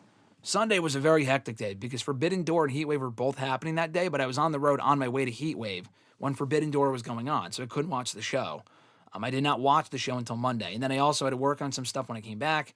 Went to bed very, very, very, very late. I'm still tired, still kind of catching up from Sunday and the busy weekend that was camping. But I'm pretty much caught up on all the shows I've watched. I've watched all the shows. I just got to write the reviews and do some other stuff. Christopher also asked, ever since Mariah May arrived in NXT, I feel something has been missing with her presentation. Sure, the Sabrina Carpenter type character works for the younger demographic, and she's still a solid talker on the mic, but her in-ring work has left much to be desired. As I felt her match with Jordan was good, but I didn't feel the urgency of the match or the emotion of this supposed blood feud. Maybe it's just me, but just like Jordan, I feel she hasn't lived up to the hype since her arrival. Do you feel I'm being fair about her, or do you feel that she has struggled since her debut? No, honestly, I feel like Jordan May is, I feel like she has struggled more than Mariah. Mariah May, Blake Monroe, whatever the fuck you want to call her. I feel like she's a perfect fit in WWE. If she stayed in AEW, that also would have been fine. I said that at the time. But she's only been there like a month or two. She has barely been in WWE. And like to say that her in-ring work has struggled, she's only had like 3 matches. She had the tag match at Evolution. She had a squash on TV a few weeks ago against Ren Sinclair. And then she had the match on Sunday at Heatwave against Jordan, which, like you said, was good. Was it a barn burner? No, but I wouldn't expect a barn burner from them anyway. I mean, the feud's just starting. She won. It's a pretty good match. It wasn't a great match, but it was good. It's not like was she really going in there and having these amazing matches in AEW? Like that's my question for you. Where she had a great run in AEW and she had some amazing matches with Toni Storm, but even during her Women's World Championship run, she was having some very good matches, but no matches that really stood out as being overly special or overly great. You know, even prior to beating Toni Storm, she was having pretty good matches. Mariah May, I think, is a great worker, but she's a better character, I think, than even a wrestler. And she's had some good promos so far, and people have been upset with some of the promos that she's had to cut.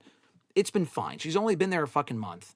Jordan Grace is a great worker. She's had better matches than Blake so far, but Jordan still is very rough on the mic. Her promos are not good. Her promo last week on the show was pretty abysmal. I don't know if it's her execution. She's just never been a good talker. I feel like she's more of a let her go in there and do her thing and kill people, and don't let her talk as often. She's just not a good talker. But I like the match. I think Are your points fair about Blake Monroe? To an extent, yes, but I disagree. I think she's been totally fine so far. One of the bright spots in the show, and there really aren't a whole lot of bright spots on NXT these days. I think she's done well with what they've given her to do. She's a good fit for the brand. And everyone's saying, oh, she goes from wrestling at Wembley to wrestling in arenas with 200 people in Florida on the Coconut Loop circuit. It's like, bro, first of all, she wrestled in Wembley twice, or once, actually. She only wrestled in Wembley once.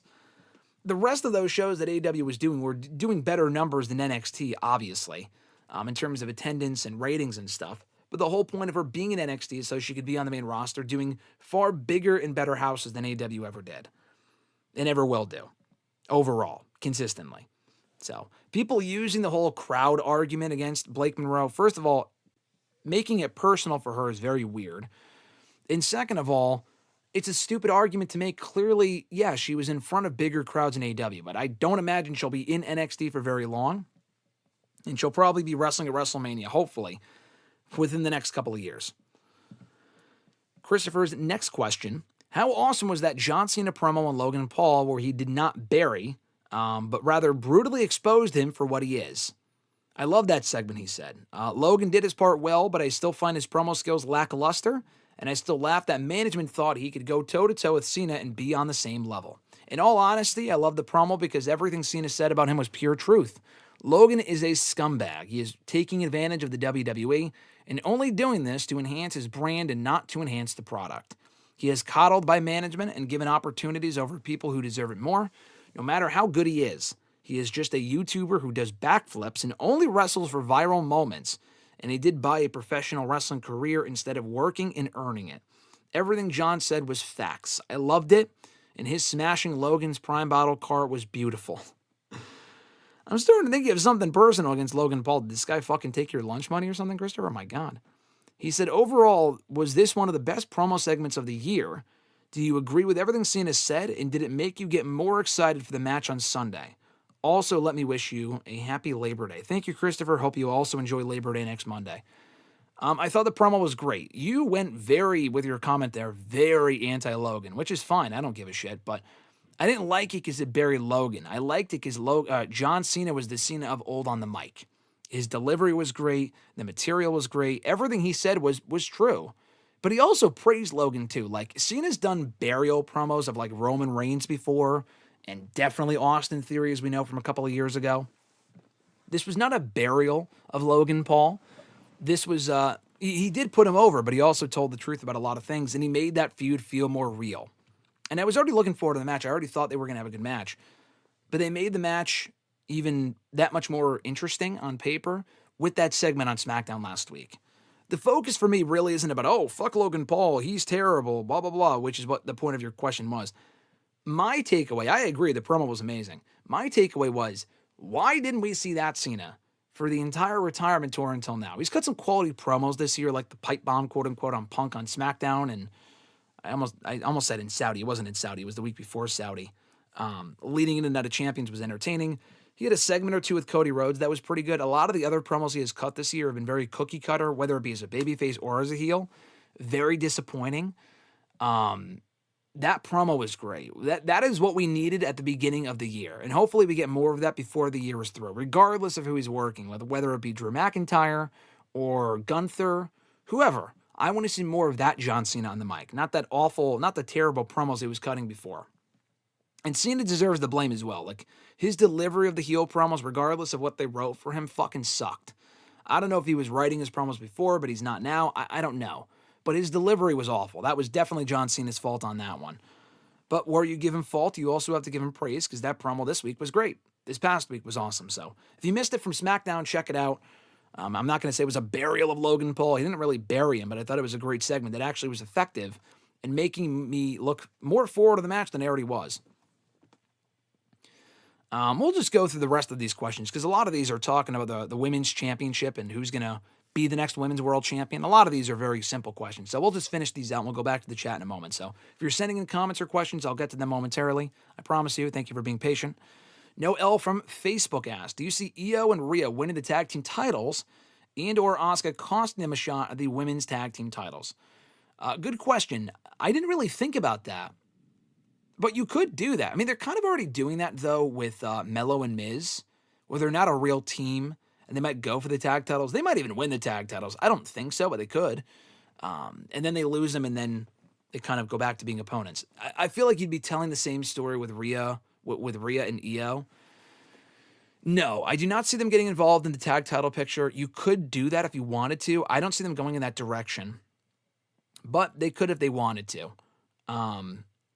I think it's more likely that Asuka and Kairi, specifically Asuka, cost them a match or whatever, and this whole thing is leading to Asuka and Kairi versus Io and Rhea in a tag team match at some point in the next month. I still think the end game is Rhea and Io for the Women's World Championship, and Rhea finally beating Io. But before then, to do the tag team match makes the most sense. So no, to answer your question, I don't see the tag titles with Charlotte and Alexa getting involved in the storyline, but it would be cool because it's not like, I mean, they're feuding with the Secret Hervis right now, which is fine.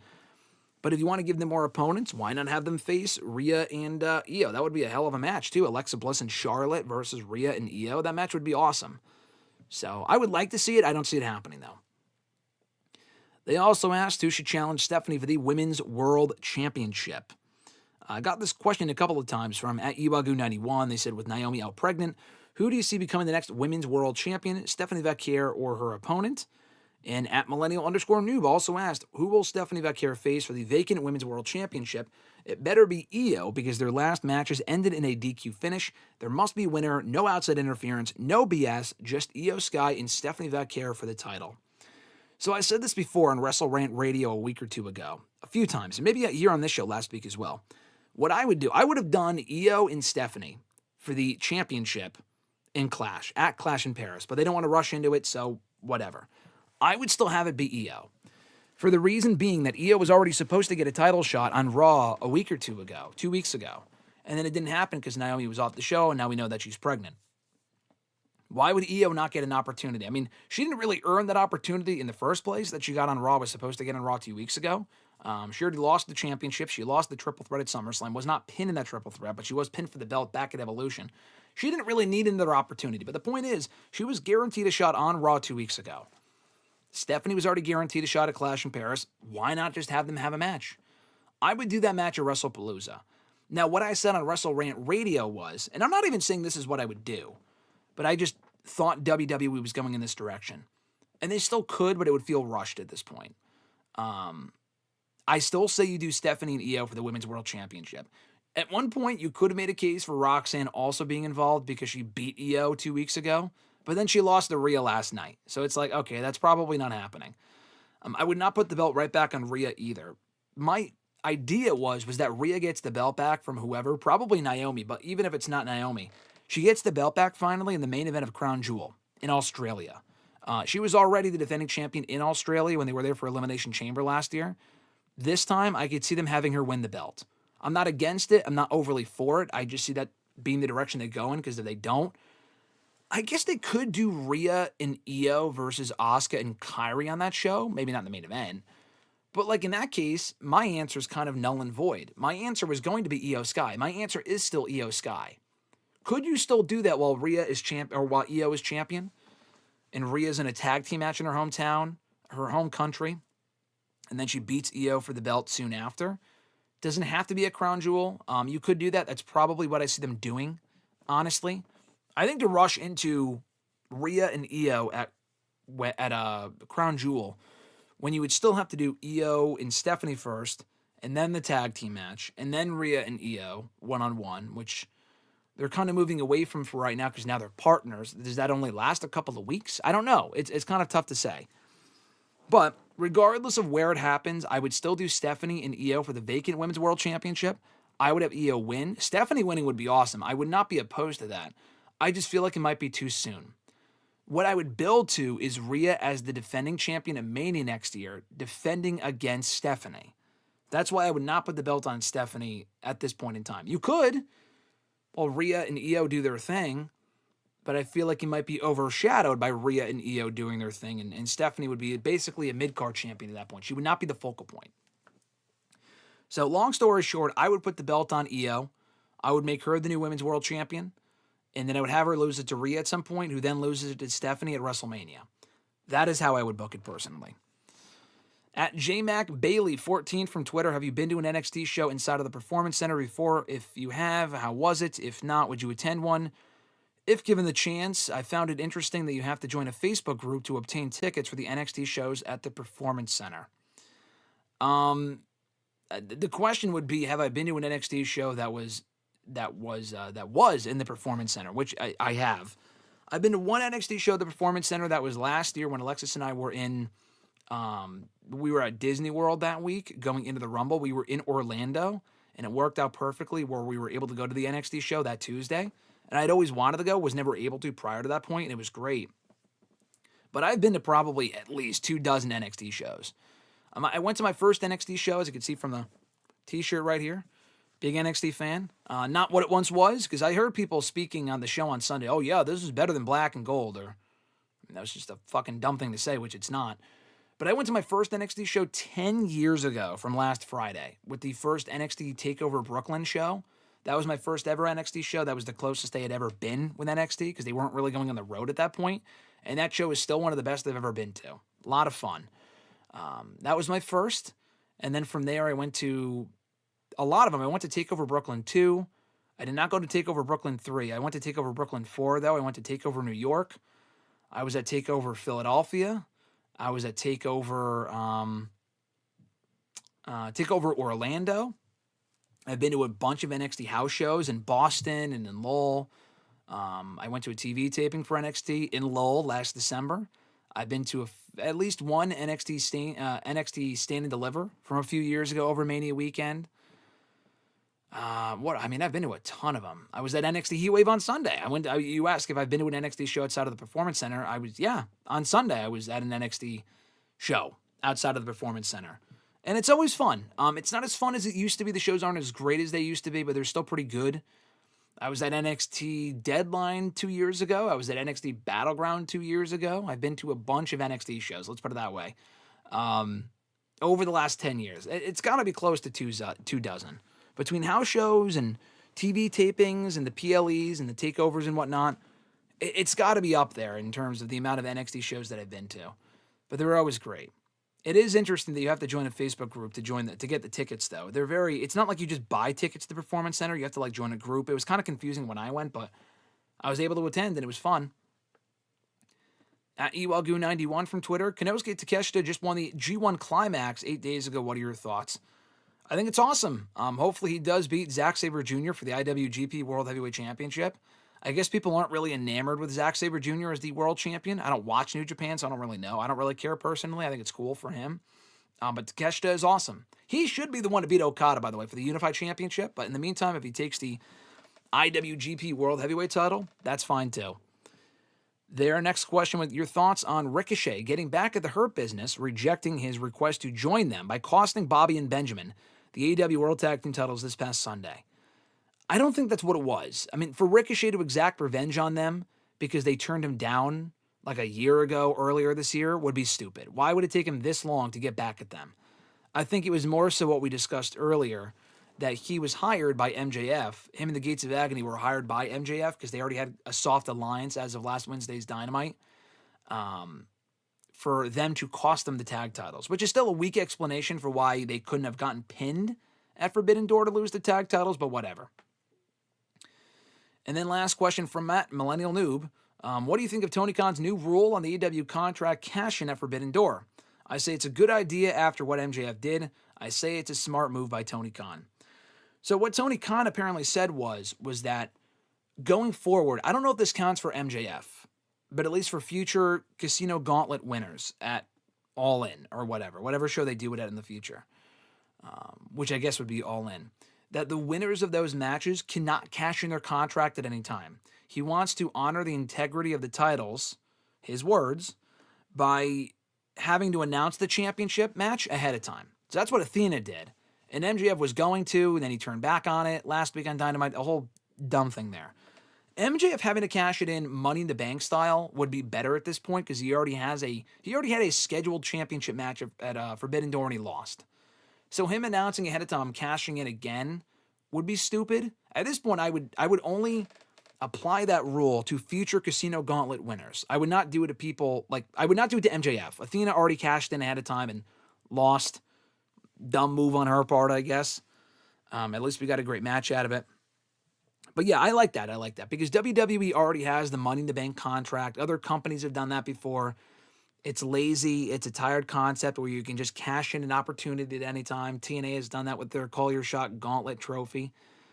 It would actually be different if you did the opposite where you have to announce. If you're going to do the Casino Gauntlet for future opportunities, which I like, then having them to announce their championship match, they can determine when it is, but they have to announce it ahead of time. I like that more because we don't see that in WWE, which is fine. That's kind of the appeal, part of the appeal of the Money in the Bank contract concept gimmick. But in AEW, I like them doing the opposite where you have to announce it. So I like that a lot, actually. I would not do it with MJF because he already had a scheduled match and he lost, not for the contract. But for future winners, I like that idea a lot. All right, so let's check back to the chat here, see what you guys are saying before we head on out of here in a little bit. Nathaniel said, how about Edge as IC champion back in the day? Oh, like for best secondary title runs? How long was he champion for? I don't remember. I think he lost the belt to... No, he beat Randy for the belt. He also was champion a lot. I don't remember any of Edge's runs, to be honest with you. I don't remember any one singular Edge run. I also wasn't watching back then, so I'm going to say no on that. Let's see. Nathaniel said, or Johnny said before that, Orange Cassidy's run as international champion was the last amazing reign with a secondary title in AEW. That I agree with. I forgot about that. That was up there with Gunther's run as Intercontinental Champion. Gunther's was better, but Orange Cassidy still had a great run as International Champion. We talked about that last week here on the show, I think. But I would agree with that. That would also be up there for me. Even probably better. It was more, I enjoyed that more than Cody's run as TNT Champion, which is saying something because I thought that was great too. His first reign as champ. Nathaniel asked, do I want Chris Statlander to join the Death Riders? No. The fact they've been teasing it for this long, they already have Marina Shafir. They don't need fucking Chris Statlander. They might have her join so they can do Chris Statlander and Marina Shafir for the women's tag titles, like them as a tag team so they can go over the titles. At that point, I'd rather have Willow and Chris Statlander be tag team champions than Chris and Willow. Or at that point, why even turn Chris back to being a babyface? You know, to have her and Marina Shafir be champions together is just stupid to me.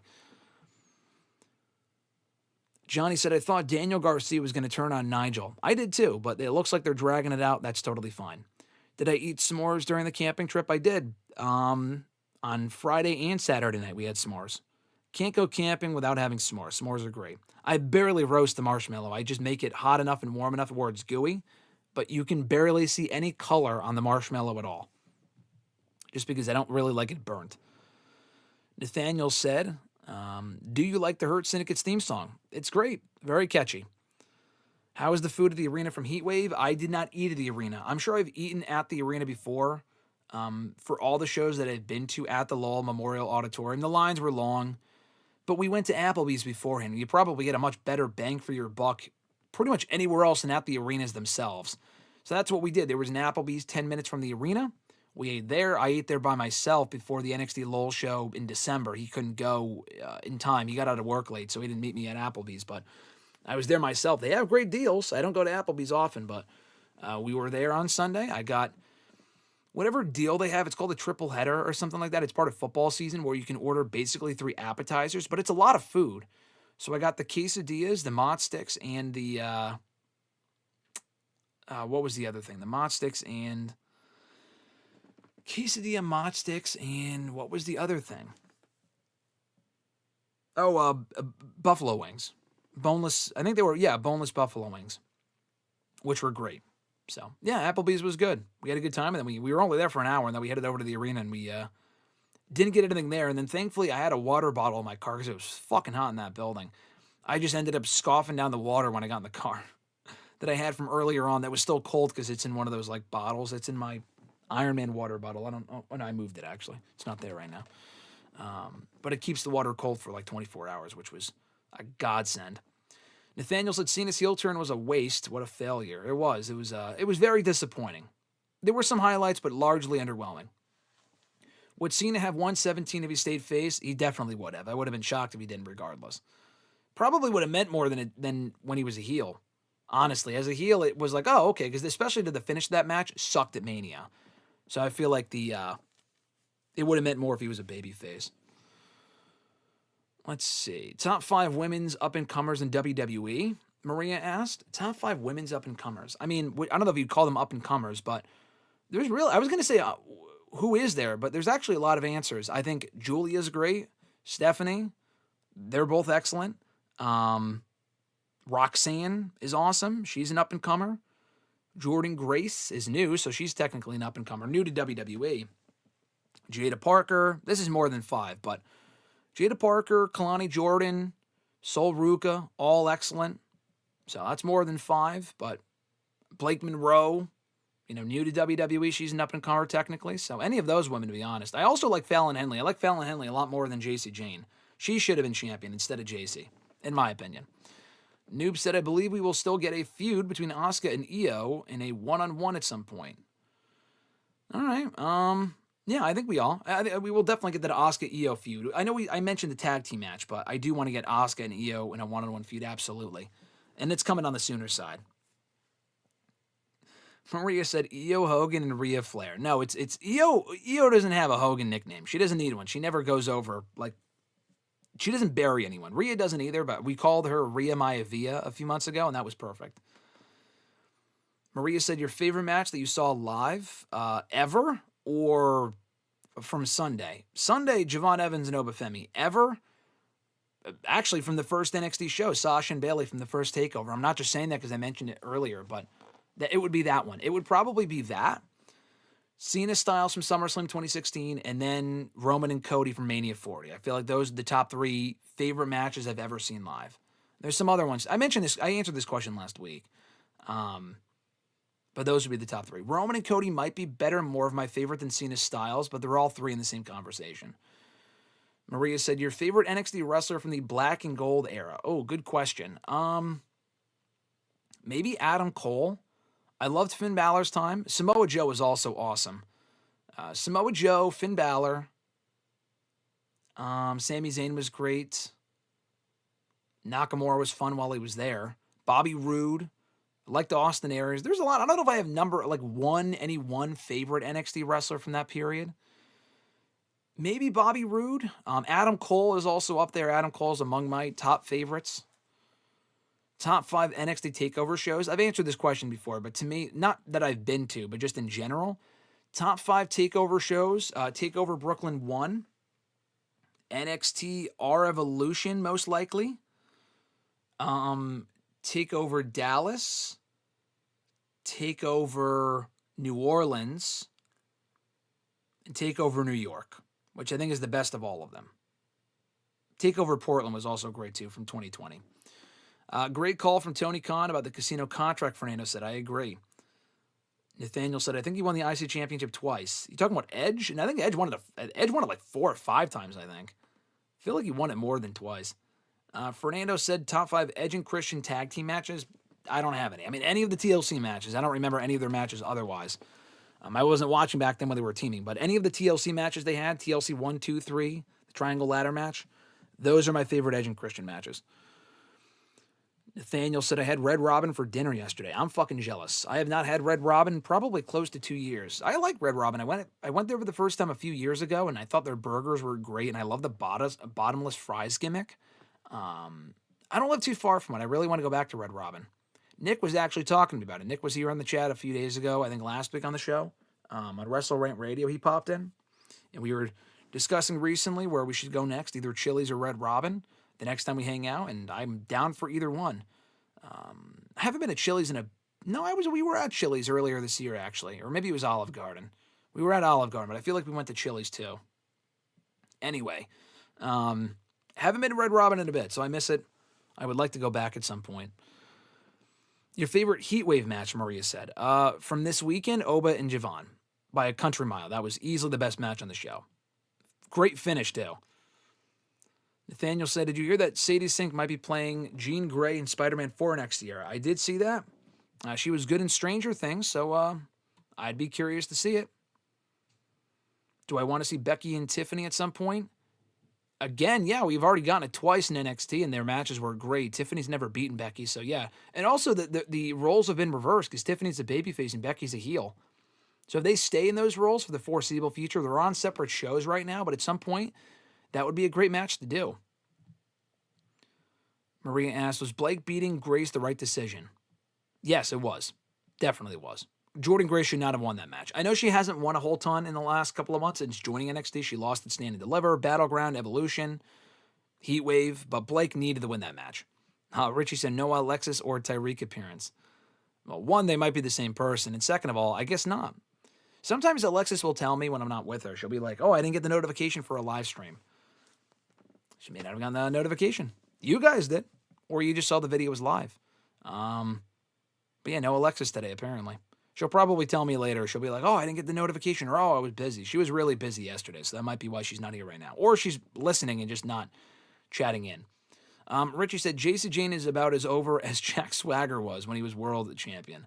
JC Jane might be a little bit more over. I think I prefer JC over Jack Swagger, but you might be right about that. Jack Swagger, by the way, just did a interview with Chris Van Vliet, completely fucking burying, for right or wrong reasons, Tony Khan.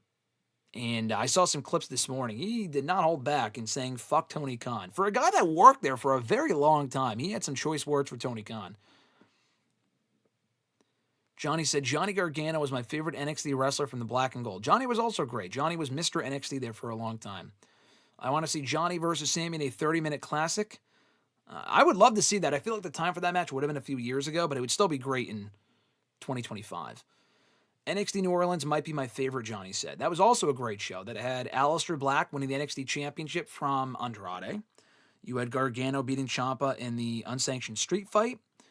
You had Shayna Baszler beating Ember Moon for the NXT Women's Championship. I don't know how I remember all this, by the way, but I do.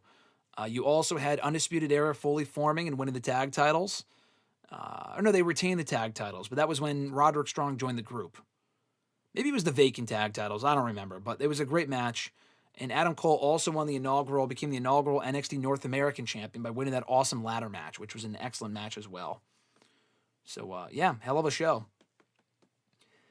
Nathaniel said, how about Paige from NXT? I thought she was a great NXT wrestler. She's not, she even black and gold? I mean, technically she was, but you know, the time that I was watching NXT, I wasn't really watching from 2012 to 2013. I started watching NXT again in late 2013, so Paige wasn't really there at that point. Paige was great. I love Paige, but she's far from my favorite NXT black and gold wrestler. Richie said Gargano and Cole might have been the top talent in NXT from that era. Those two were lightning in a bottle that hasn't been replicated since. I agree. I talk about best matches I've ever seen live. That's also on that list. Gargano and Cole from either of those takeovers. Wasn't there for the third one. The third one was great. The first two are better. Takeover 25 in Bridgeport in June of 2019, because it was the day before my birthday, and the match was amazing. But specifically their Takeover New York match. And a lot of like no selling and shit, which a lot of people have an issue with, and I agree. But the match was incredible. That was a 5-star match to me. And still one of the best matches I've ever seen live. Gargano and Cole from Takeover New York. For sure. Maria said cheese fries or nachos. Not a cheese fries fan, so I'm going to go nachos. I like nachos. But like the right nachos. Like the nachos that you get in movie theaters and shit, it's like the fake-ass cheese. It's not the same. I'd rather have homemade nachos than nachos at like movie theaters. But even still, I would get nachos over cheese fries. Batman eats a lot at Red Robin. Good joke there, Johnny. Maria said Cracker Barrel or Red Robin. Definitely Red Robin. I like Cracker Barrel. I have not eaten there in probably close to 10 years or over 10 years. We would only ever get it as a family when we were traveling. Like when we'd go to like Virginia Beach or Florida, we would stop there on the way to get breakfast while we were driving. Because as a family, we'd fucking drive. It's probably cheaper for my parents and shit. But I like Cracker Barrel as a breakfast place. I don't think I've ever been there for breakfast or lunch or dinner, rather. Only ever been there for breakfast. And it was great. Have not been there in a long time. There is one here in Connecticut. That's not, like I drive by it all the time. I've just never gone. Alexis has never been. The new logo sucks. Now that it's topical. I know they try to modernize it. I think it sucks. The old one had more character. It was better. There really isn't much more to it than that. I know that wasn't your question, but as far as like people saying, oh, it's a political thing, they've gone woke, like, stop. That's just absolute nonsense. It is a terrible logo. I mean, it's not terrible. It's just basic as shit. But anyway, to answer your question between Cracker Barrel and Red Robin is, I prefer Red Robin. Just because if I had a choice, Cracker Barrel is more of a breakfast place. I'm not more of a like go out for breakfast type of person, so Red Robin I like more. Do you agree with Ash by Elegance winning on Sunday? Fernando asked. No, I do not agree with it. I think she's improved in TNA. I know Chris was pretty harsh on her, actually. She's improved in TNA, and she's been a lot better with this gimmick. I just don't understand why you couldn't have had Masha win both the NXT Women's title. I mean, it's a TNA talent, that's why. But they really should have had Masha win the NXT Women's title, hold on to the Knockouts title, and then have her lose the Knockouts title to Ash. To have it go to JC and then JC loses it to Ash by Elegance. Who gives a shit? I would never have had Ash win it at all. But I would have had Masha hold on to both belts. She could lose the Knockouts title to maybe Ash, but to me, Indy Hartwell at Bound for Glory. That's kind of seemingly, hopefully, the direction they're going in now with Ash and Indy. Not exactly a Matt Classic or a marquee match, but hopefully Indy wins. And then I would then have her drop the NXT Women's Championship to Blake Monroe. JC Jane being champion just kind of messes everything up. It's just not interesting. So no. Ash winning the belt after JC held it for a month was just stupid. It was I just didn't. I would rather have Masha just win the belt back. Even that would have been questionable. It's like, why not just have her win it in the first place? Like, have her win at Slammiversary in the first place? But yeah, it was. I did not agree with that outcome. It was very odd. Went over like a fart in church. Have you been to Dave & Buster's, TGI Fridays, or Dallas Barbecue? Is Dallas Barbecue the name of a restaurant, or have I had Dallas Barbecue? Because I've never heard of a restaurant called Dallas Barbecue. I've had barbecue in Dallas. I was in Dallas for Mania a few years ago. And I think I had barbecue while I was there. I have been to TGI Fridays, not a long time. I've been to Dave & Buster's a lot. We actually tend to go, we try to make it a tradition to go the day before Thanksgiving because they have deals on Wednesdays where it's like half off or something. So my brother started doing that, started inviting us, and I've made it into my own tradition with a few other people as well, Alexis included. We'll go to Dave & Buster's the day before Thanksgiving. And it's half off, and it's great. So, yes. And I've been to Dave & Buster's other times as well. But, yeah, I've been there a lot in the last few years.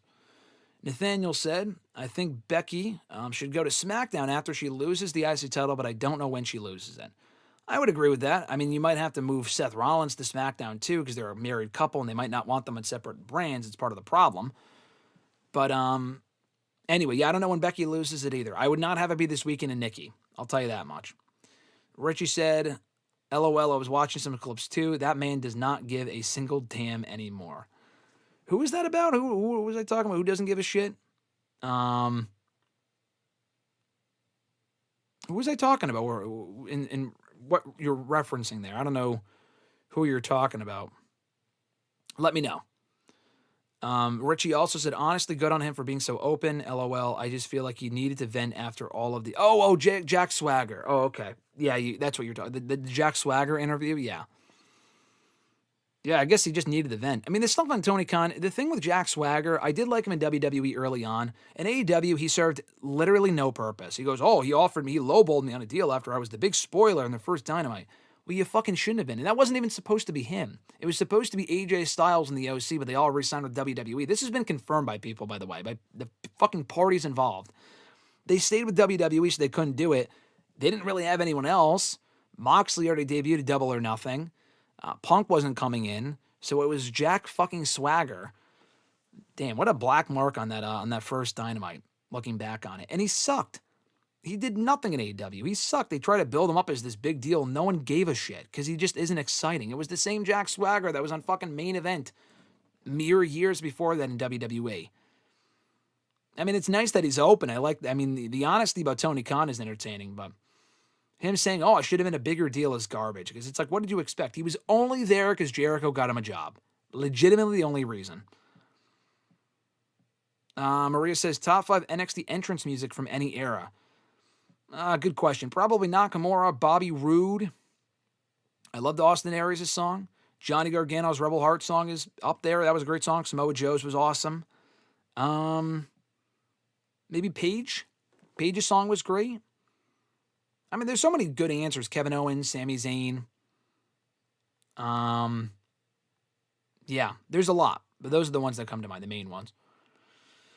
Johnny said, do you remember NXT New Orleans because it had 5 amazing matches and no filler? S+ tier. Oh, that's why I remember what he's saying. Yeah, no, I agree. It was an amazing show. Definitely was better than Mania that next day. Or 2 days later, whenever it was. Richie said that Gargano kick out was an insane pop. Yeah, certainly one of the best kickouts I've ever seen. That, and I've said this before, but the kickout when Taker kicked out of the Sweet Chin Music and the Pedigree at Mania 28 is also up there. That's probably my favorite kickout of all time. Yeah, Richie said, every now and then I revisit that match just for that moment. The match is amazing. He said they had the crowd hooked. They definitely did. That crowd was insane at Barclays Center. Mozzarella sticks or sweet potato fries? Not a sweet potato fries fan. Not a sweet potato fries fan. So mozzarella sticks any day of the week.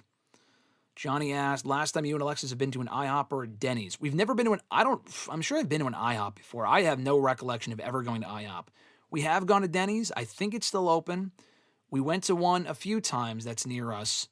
Not recently. I think the last time, honestly, would have been 2019, like before COVID. I know we stopped at a Denny's for dinner. We've been there for breakfast at least once or twice. I've been to Denny's a few times. IHOP, I don't know if I've ever been to. Yeah, I think the last time I went to Denny's, I want to say, was 2019. Nathaniel said, do you think AJ should win the IC Championship next Monday? I would be totally fine with that. In Paris, where that crowd loves him, I think that'd be cool. I honestly think, bold prediction here, I think there's a decent chance we could see Ilya Dragunov back and cost AJ the win. I've heard rumblings of an AJ Dragunov feud with Dragunov as a heel. I don't know if I love that, but a Dragunov AJ feud, first of all, sounds fucking awesome from an in-ring standpoint. And second of all, to bring Dragunov back, if he's good to go, on the Monday after Clash in Paris in front of that crowd would be sick. So I don't think he's going to win. Would I like to see it? Yes. Do I think he should win? Doesn't really matter. I don't really think it matters either way. But it would be cool to give him one last title run, if nothing else. I don't think he's winning the World Championship again. Hate to say it, I don't think that's happening. But him with the IC Championship would be cool. He was having a great run back in 2020 before they took it off of him. He had a couple of good defenses against Mascara Dorado, Drew Gulak, a few other people, I think. I would love to see him as IC Champion again one more time. Are there any all-you-can-eat buffets near you? There might be, but I wouldn't know because I don't go to them. So I'm not sure. There probably is. But not that I've been to, at least to my knowledge. Should Chelsea Green, Maria says, win the Women's World Championship really soon? Really soon? No. One day, maybe. She just doesn't strike me as someone that you can build the division around, but I love Chelsea. I think she's great. To have her win the championship at some point, I mean, why the fuck not at this point? Really soon? No. I don't think Chelsea's beating Tiffany for that world title or winning the title on Raw. I just don't see her at that level right now. How high of a ceiling does Ethan Page have in WWE? Fernando asked. I think he could be upper mid-card. Can he be world champion? I would love to see it. I don't think it's going to happen. I don't think they see him in that level. He'll probably end up, like, Miz is a bum now, but, like, he'll probably end up as the new Miz, LA Knight type thing where they're not world champion. LA Knight, I think, is a higher ceiling as world champion than Ethan Page. But Ethan Page I could see being upper mid-card. They'll probably just relegate him to the mid-card like AEW did on the main roster. I hope not, because he's had a great NXT run and he deserves better than that on the main roster and from AEW. But, yeah, I think he could be realistically upper mid-card. Richie said, random side note, I don't remember where I read it, but I recall laughing maniacally for 5 minutes over a comment that simply read, Indy Fartwell, 32-year-old with a 5-year-old sense of humor here. I've never heard that one before. Indy Fartwell? They could have given her the farting gimmick that they gave Natalya all those years ago. With that gimmick, I mean, she would have been, I know she's already gone from WWE. She probably would have been let go a lot sooner if they saddled her with that shit if Vince was still in charge. Johnny said, Dallas Barbecue is a place. Yeah, I've never heard of it. So no. The answer is no, I've not been there. Unless I was there at Mania, during Mania weekend in 2022, and I just don't remember. But to my knowledge, no. Is LA Knight starting to dim in WWE, Fernando asked? No. He's still super over. Will he start to dim at some point if he never really wins when it matters most? Inevitably, yes. I don't think we're at that point yet, miraculously. But he's still super over, which is good. Richie said, imagine popping for Jack Swagger, not me. I mean, it was interesting. It was a nice little twist, but that was the peak of his push in AEW. He went undefeated for a while after that. They really tried to push him as a big deal. But he just wasn't fucking interesting at all. Fernando said, Jack Swagger needs to get over himself. Neither WWE or AEW saw him as a big star, because he's not a big star. I think he could have, to his credit, I think he could have been more successful at the mid-card level in WWE. He held the U.S. title for like a fucking month. And then I think he was tag team champion. I thought he was teaming with Cesaro. I don't know if they ever held the tag titles, but He should have had more success, but he was never, like, he was the world heavyweight champion, but he should have never been, like, a main event guy. I may have thought that 15, 17 years ago.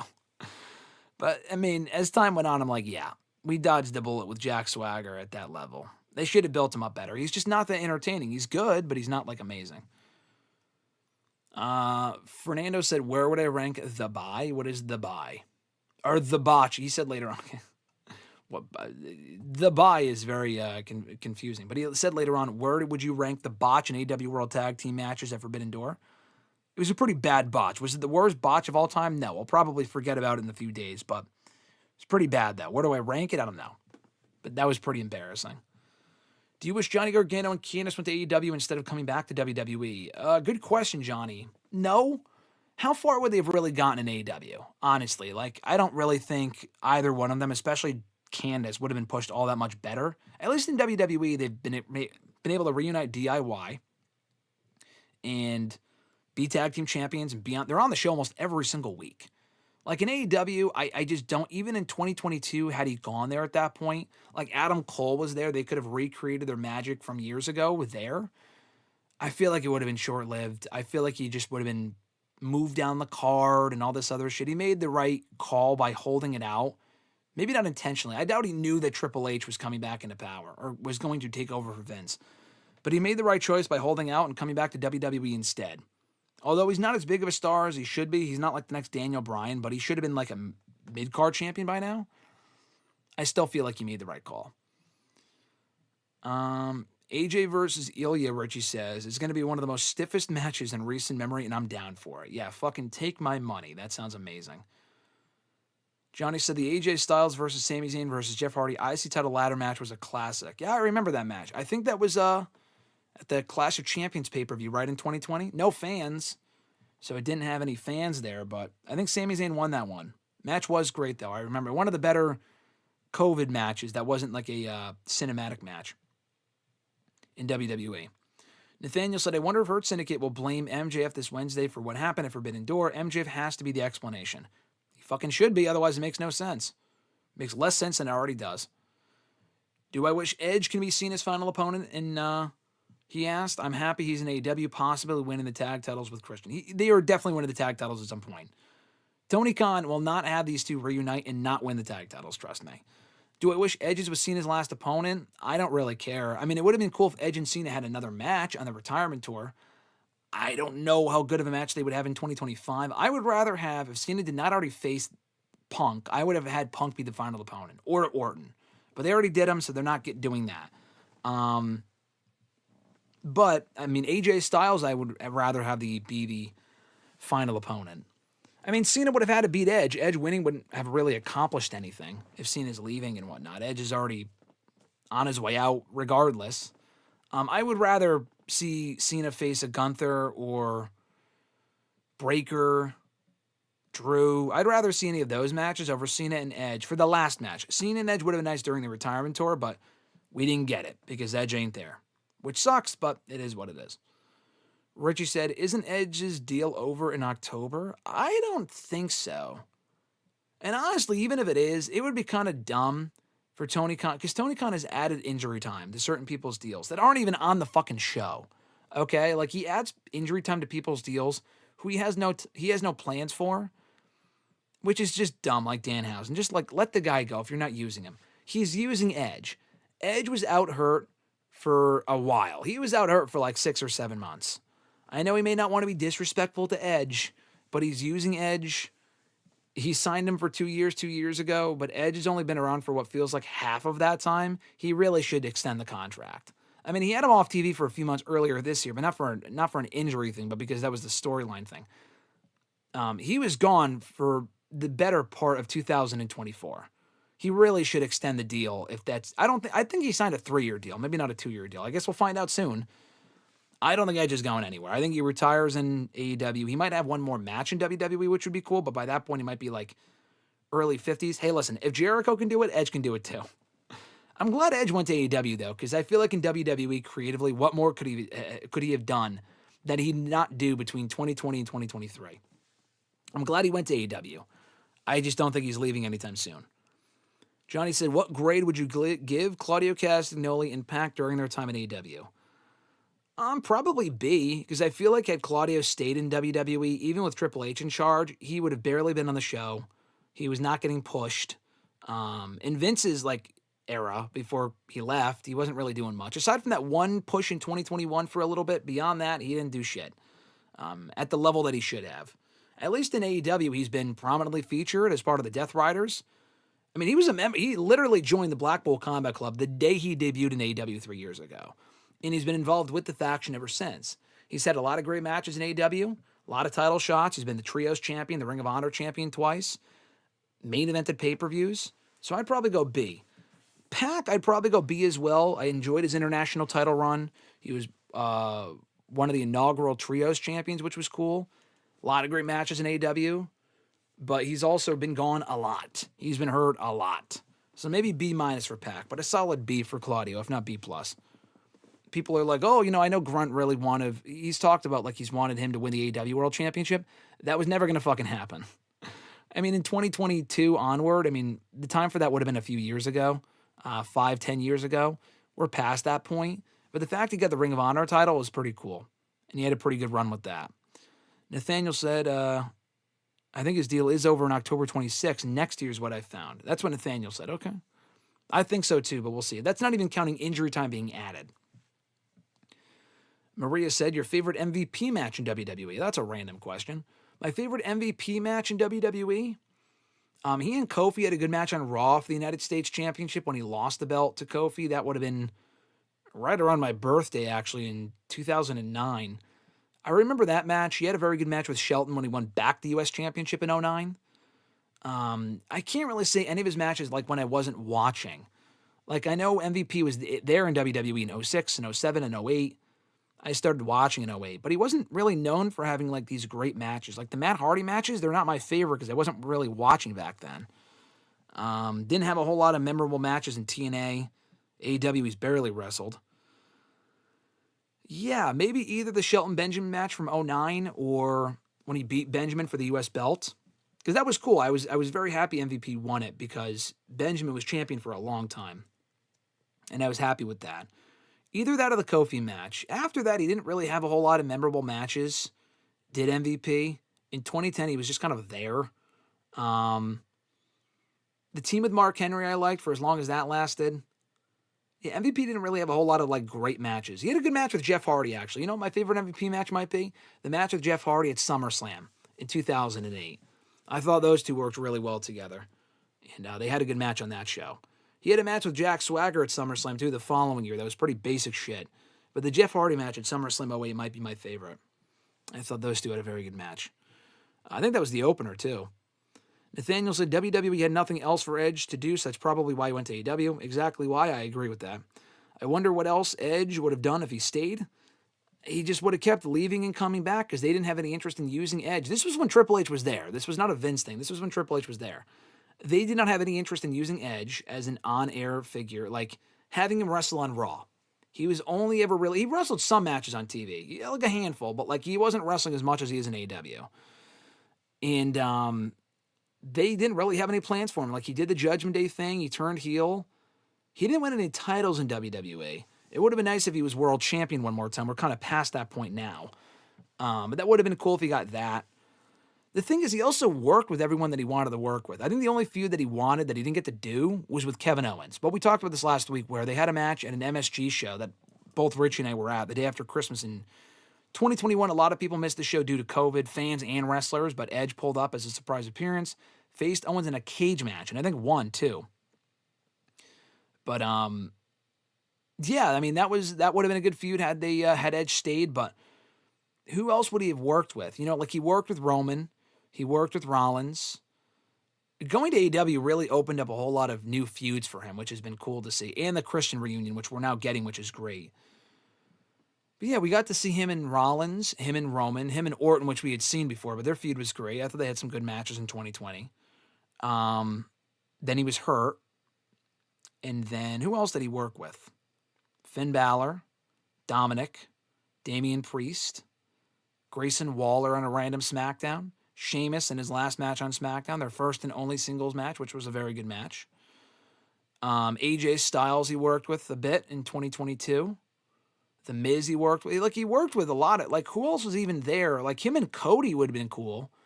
I don't know if him and Cody ever had a one-on-one match.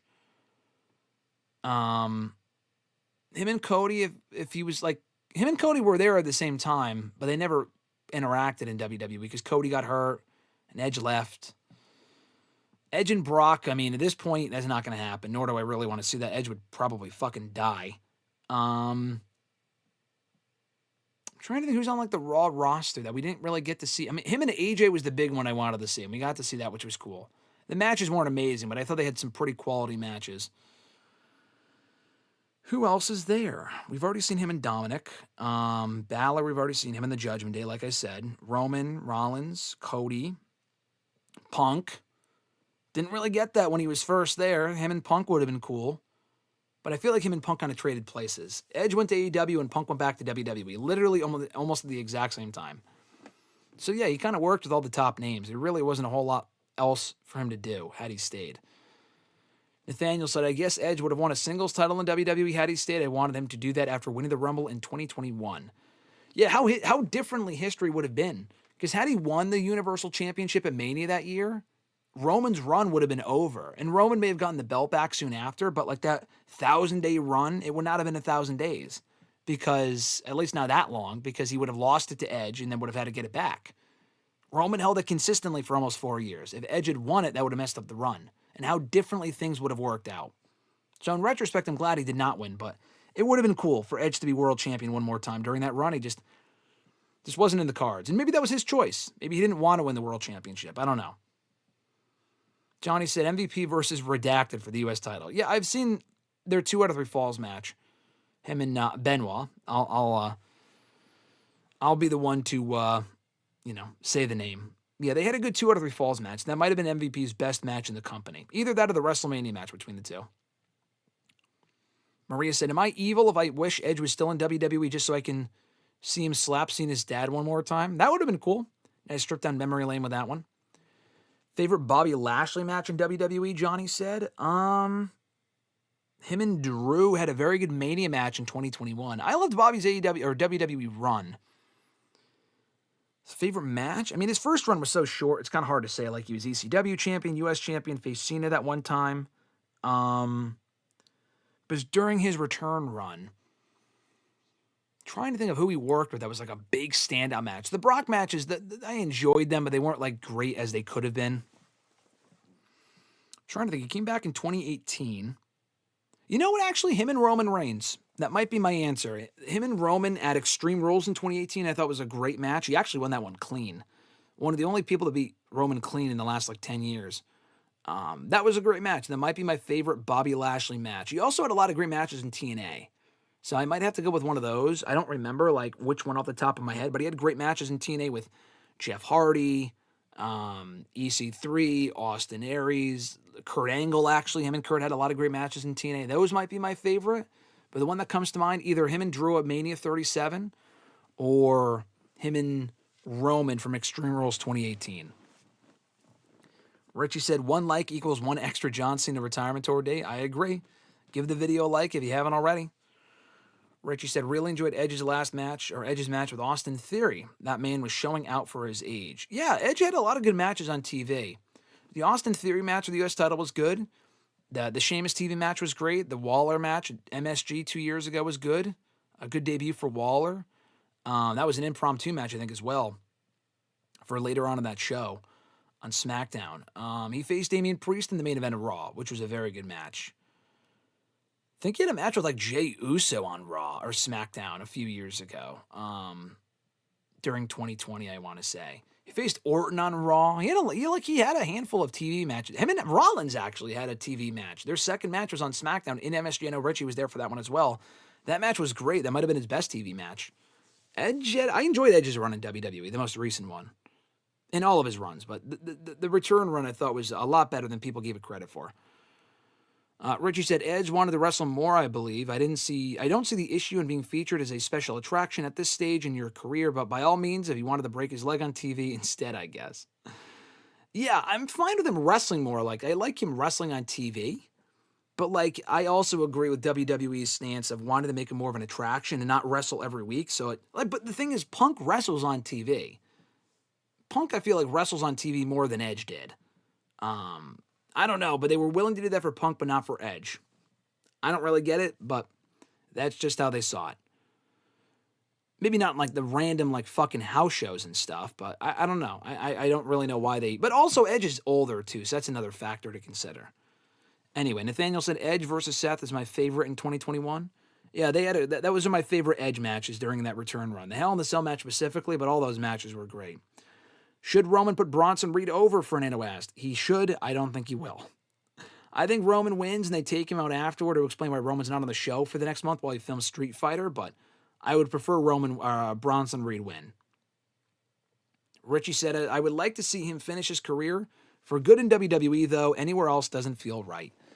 Yeah, I mean, Edge continuing to have a full-time run in AEW for the next year or two and then go back to WWE for like one more Mania match would be nice. That would be cool, or one last PLE in Canada. Like, having him come back for another 3-year deal, he ain't fucking doing that. He's made that clear. Like, he's not wrestling. He's not signing a 3-year contract with WWE if he were to go back. But for one match, maybe, I could see it. Richie, let's see. Fernando said, your 5 options for who should face Cena for his very last match. Well, I kind of said it before. Gunther, Breaker, Drew. Really, any of those 3? Carmelo Hayes would have been cool, but he's just not on that level at this point. Dominic could work. I guess any of those 5. Gunther, Breaker, Drew, Hayes, or Dominic. AJ Styles, actually. I'll take Hayes out of there and put in AJ, but I don't think that's going to happen. Do you watch GCW or MLW? I do not watch GCW. From what I've seen of it, it's kind of garbage, literally and figuratively. I don't really care for the promotion. I do watch MLW. I have since 2021. I've reviewed all their shows since 2021, so check out WrestleRant.com. You can check out all my MLW reviews dating back to late 2021. I've been to a few MLW, or at least one. I've been to one MLW show over Mania weekend in 2022. That was fun. Interviewed a lot of their talent as well.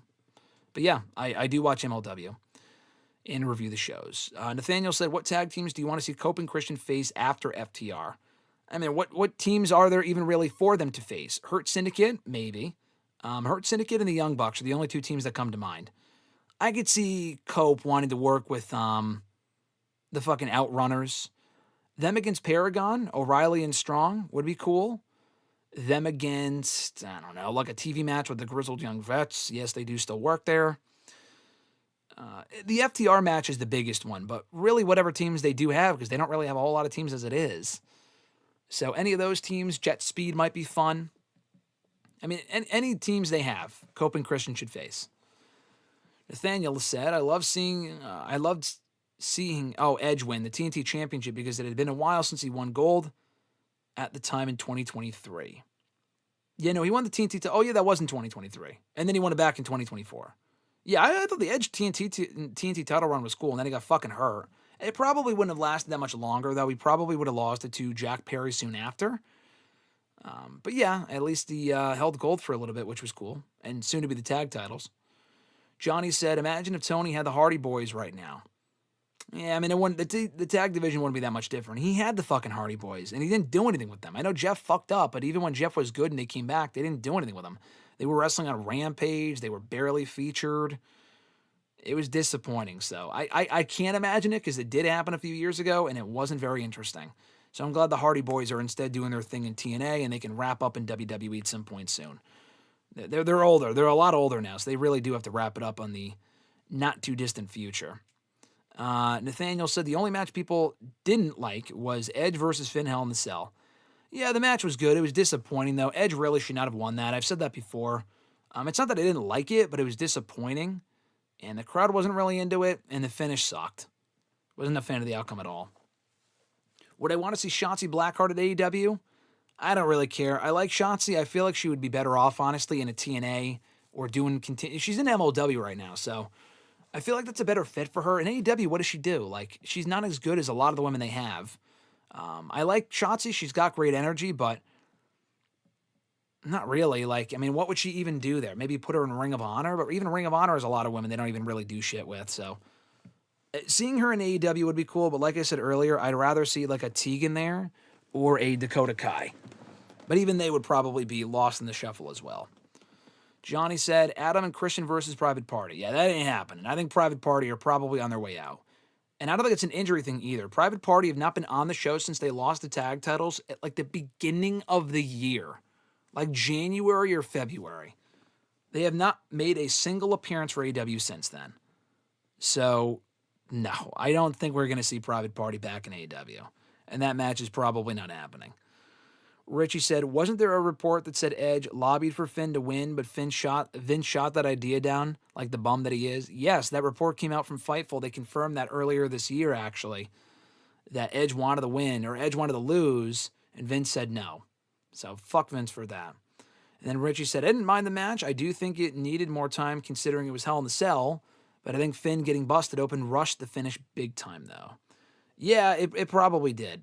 It probably did. They were just better matches at that weekend. That match kind of fell a little bit low down on the list. But I liked the feud. I liked the fact that it was Hell in the Cell. I was excited for the match, but it was kind of disappointing. And Edge winning was logical, I get it, to finish the feud and have the babyface stand tall. But Edge left anyway, and Finn did not benefit. Who challenged for the World Championship soon after that? Finn Balor, not Edge.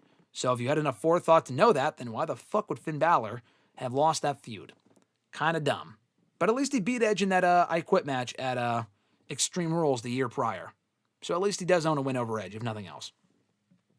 Anyway, I think we're going to start to wrap up here, guys. Thank you so much for tuning in. As always, this has been an awesome time, as it always is here on #AskGSM. Appreciate all of you watching live. If you want to support the channel, you can check out the $5 WrestleRant All Access Pass channel membership tier down below in the description box. You can get top billing on shows like this. Get your questions answered first before anyone else, like Average Grunt. You can also get badges and emojis in the live chats for these videos that we do. Also, early and ad-free access to certain videos here on the channel, including WrestleRant ranks, WrestleRant radio excerpts, interviews, stuff like that. You also get shout-outs at the beginning and end of every single live stream that we do here on the channel as well, including Alexis, Miss Maud Matthews, Dillon, DiGiacomo, Mrs. Renee, DJ Swerve 1, Daniel Malcolm, RJ Marceau, John Ritland, Richie, and Average Grunt. Thank you to all you fine folks that I mentioned earlier and plugged your stuff earlier. Appreciate all you fine folks for supporting the channel. It means a lot.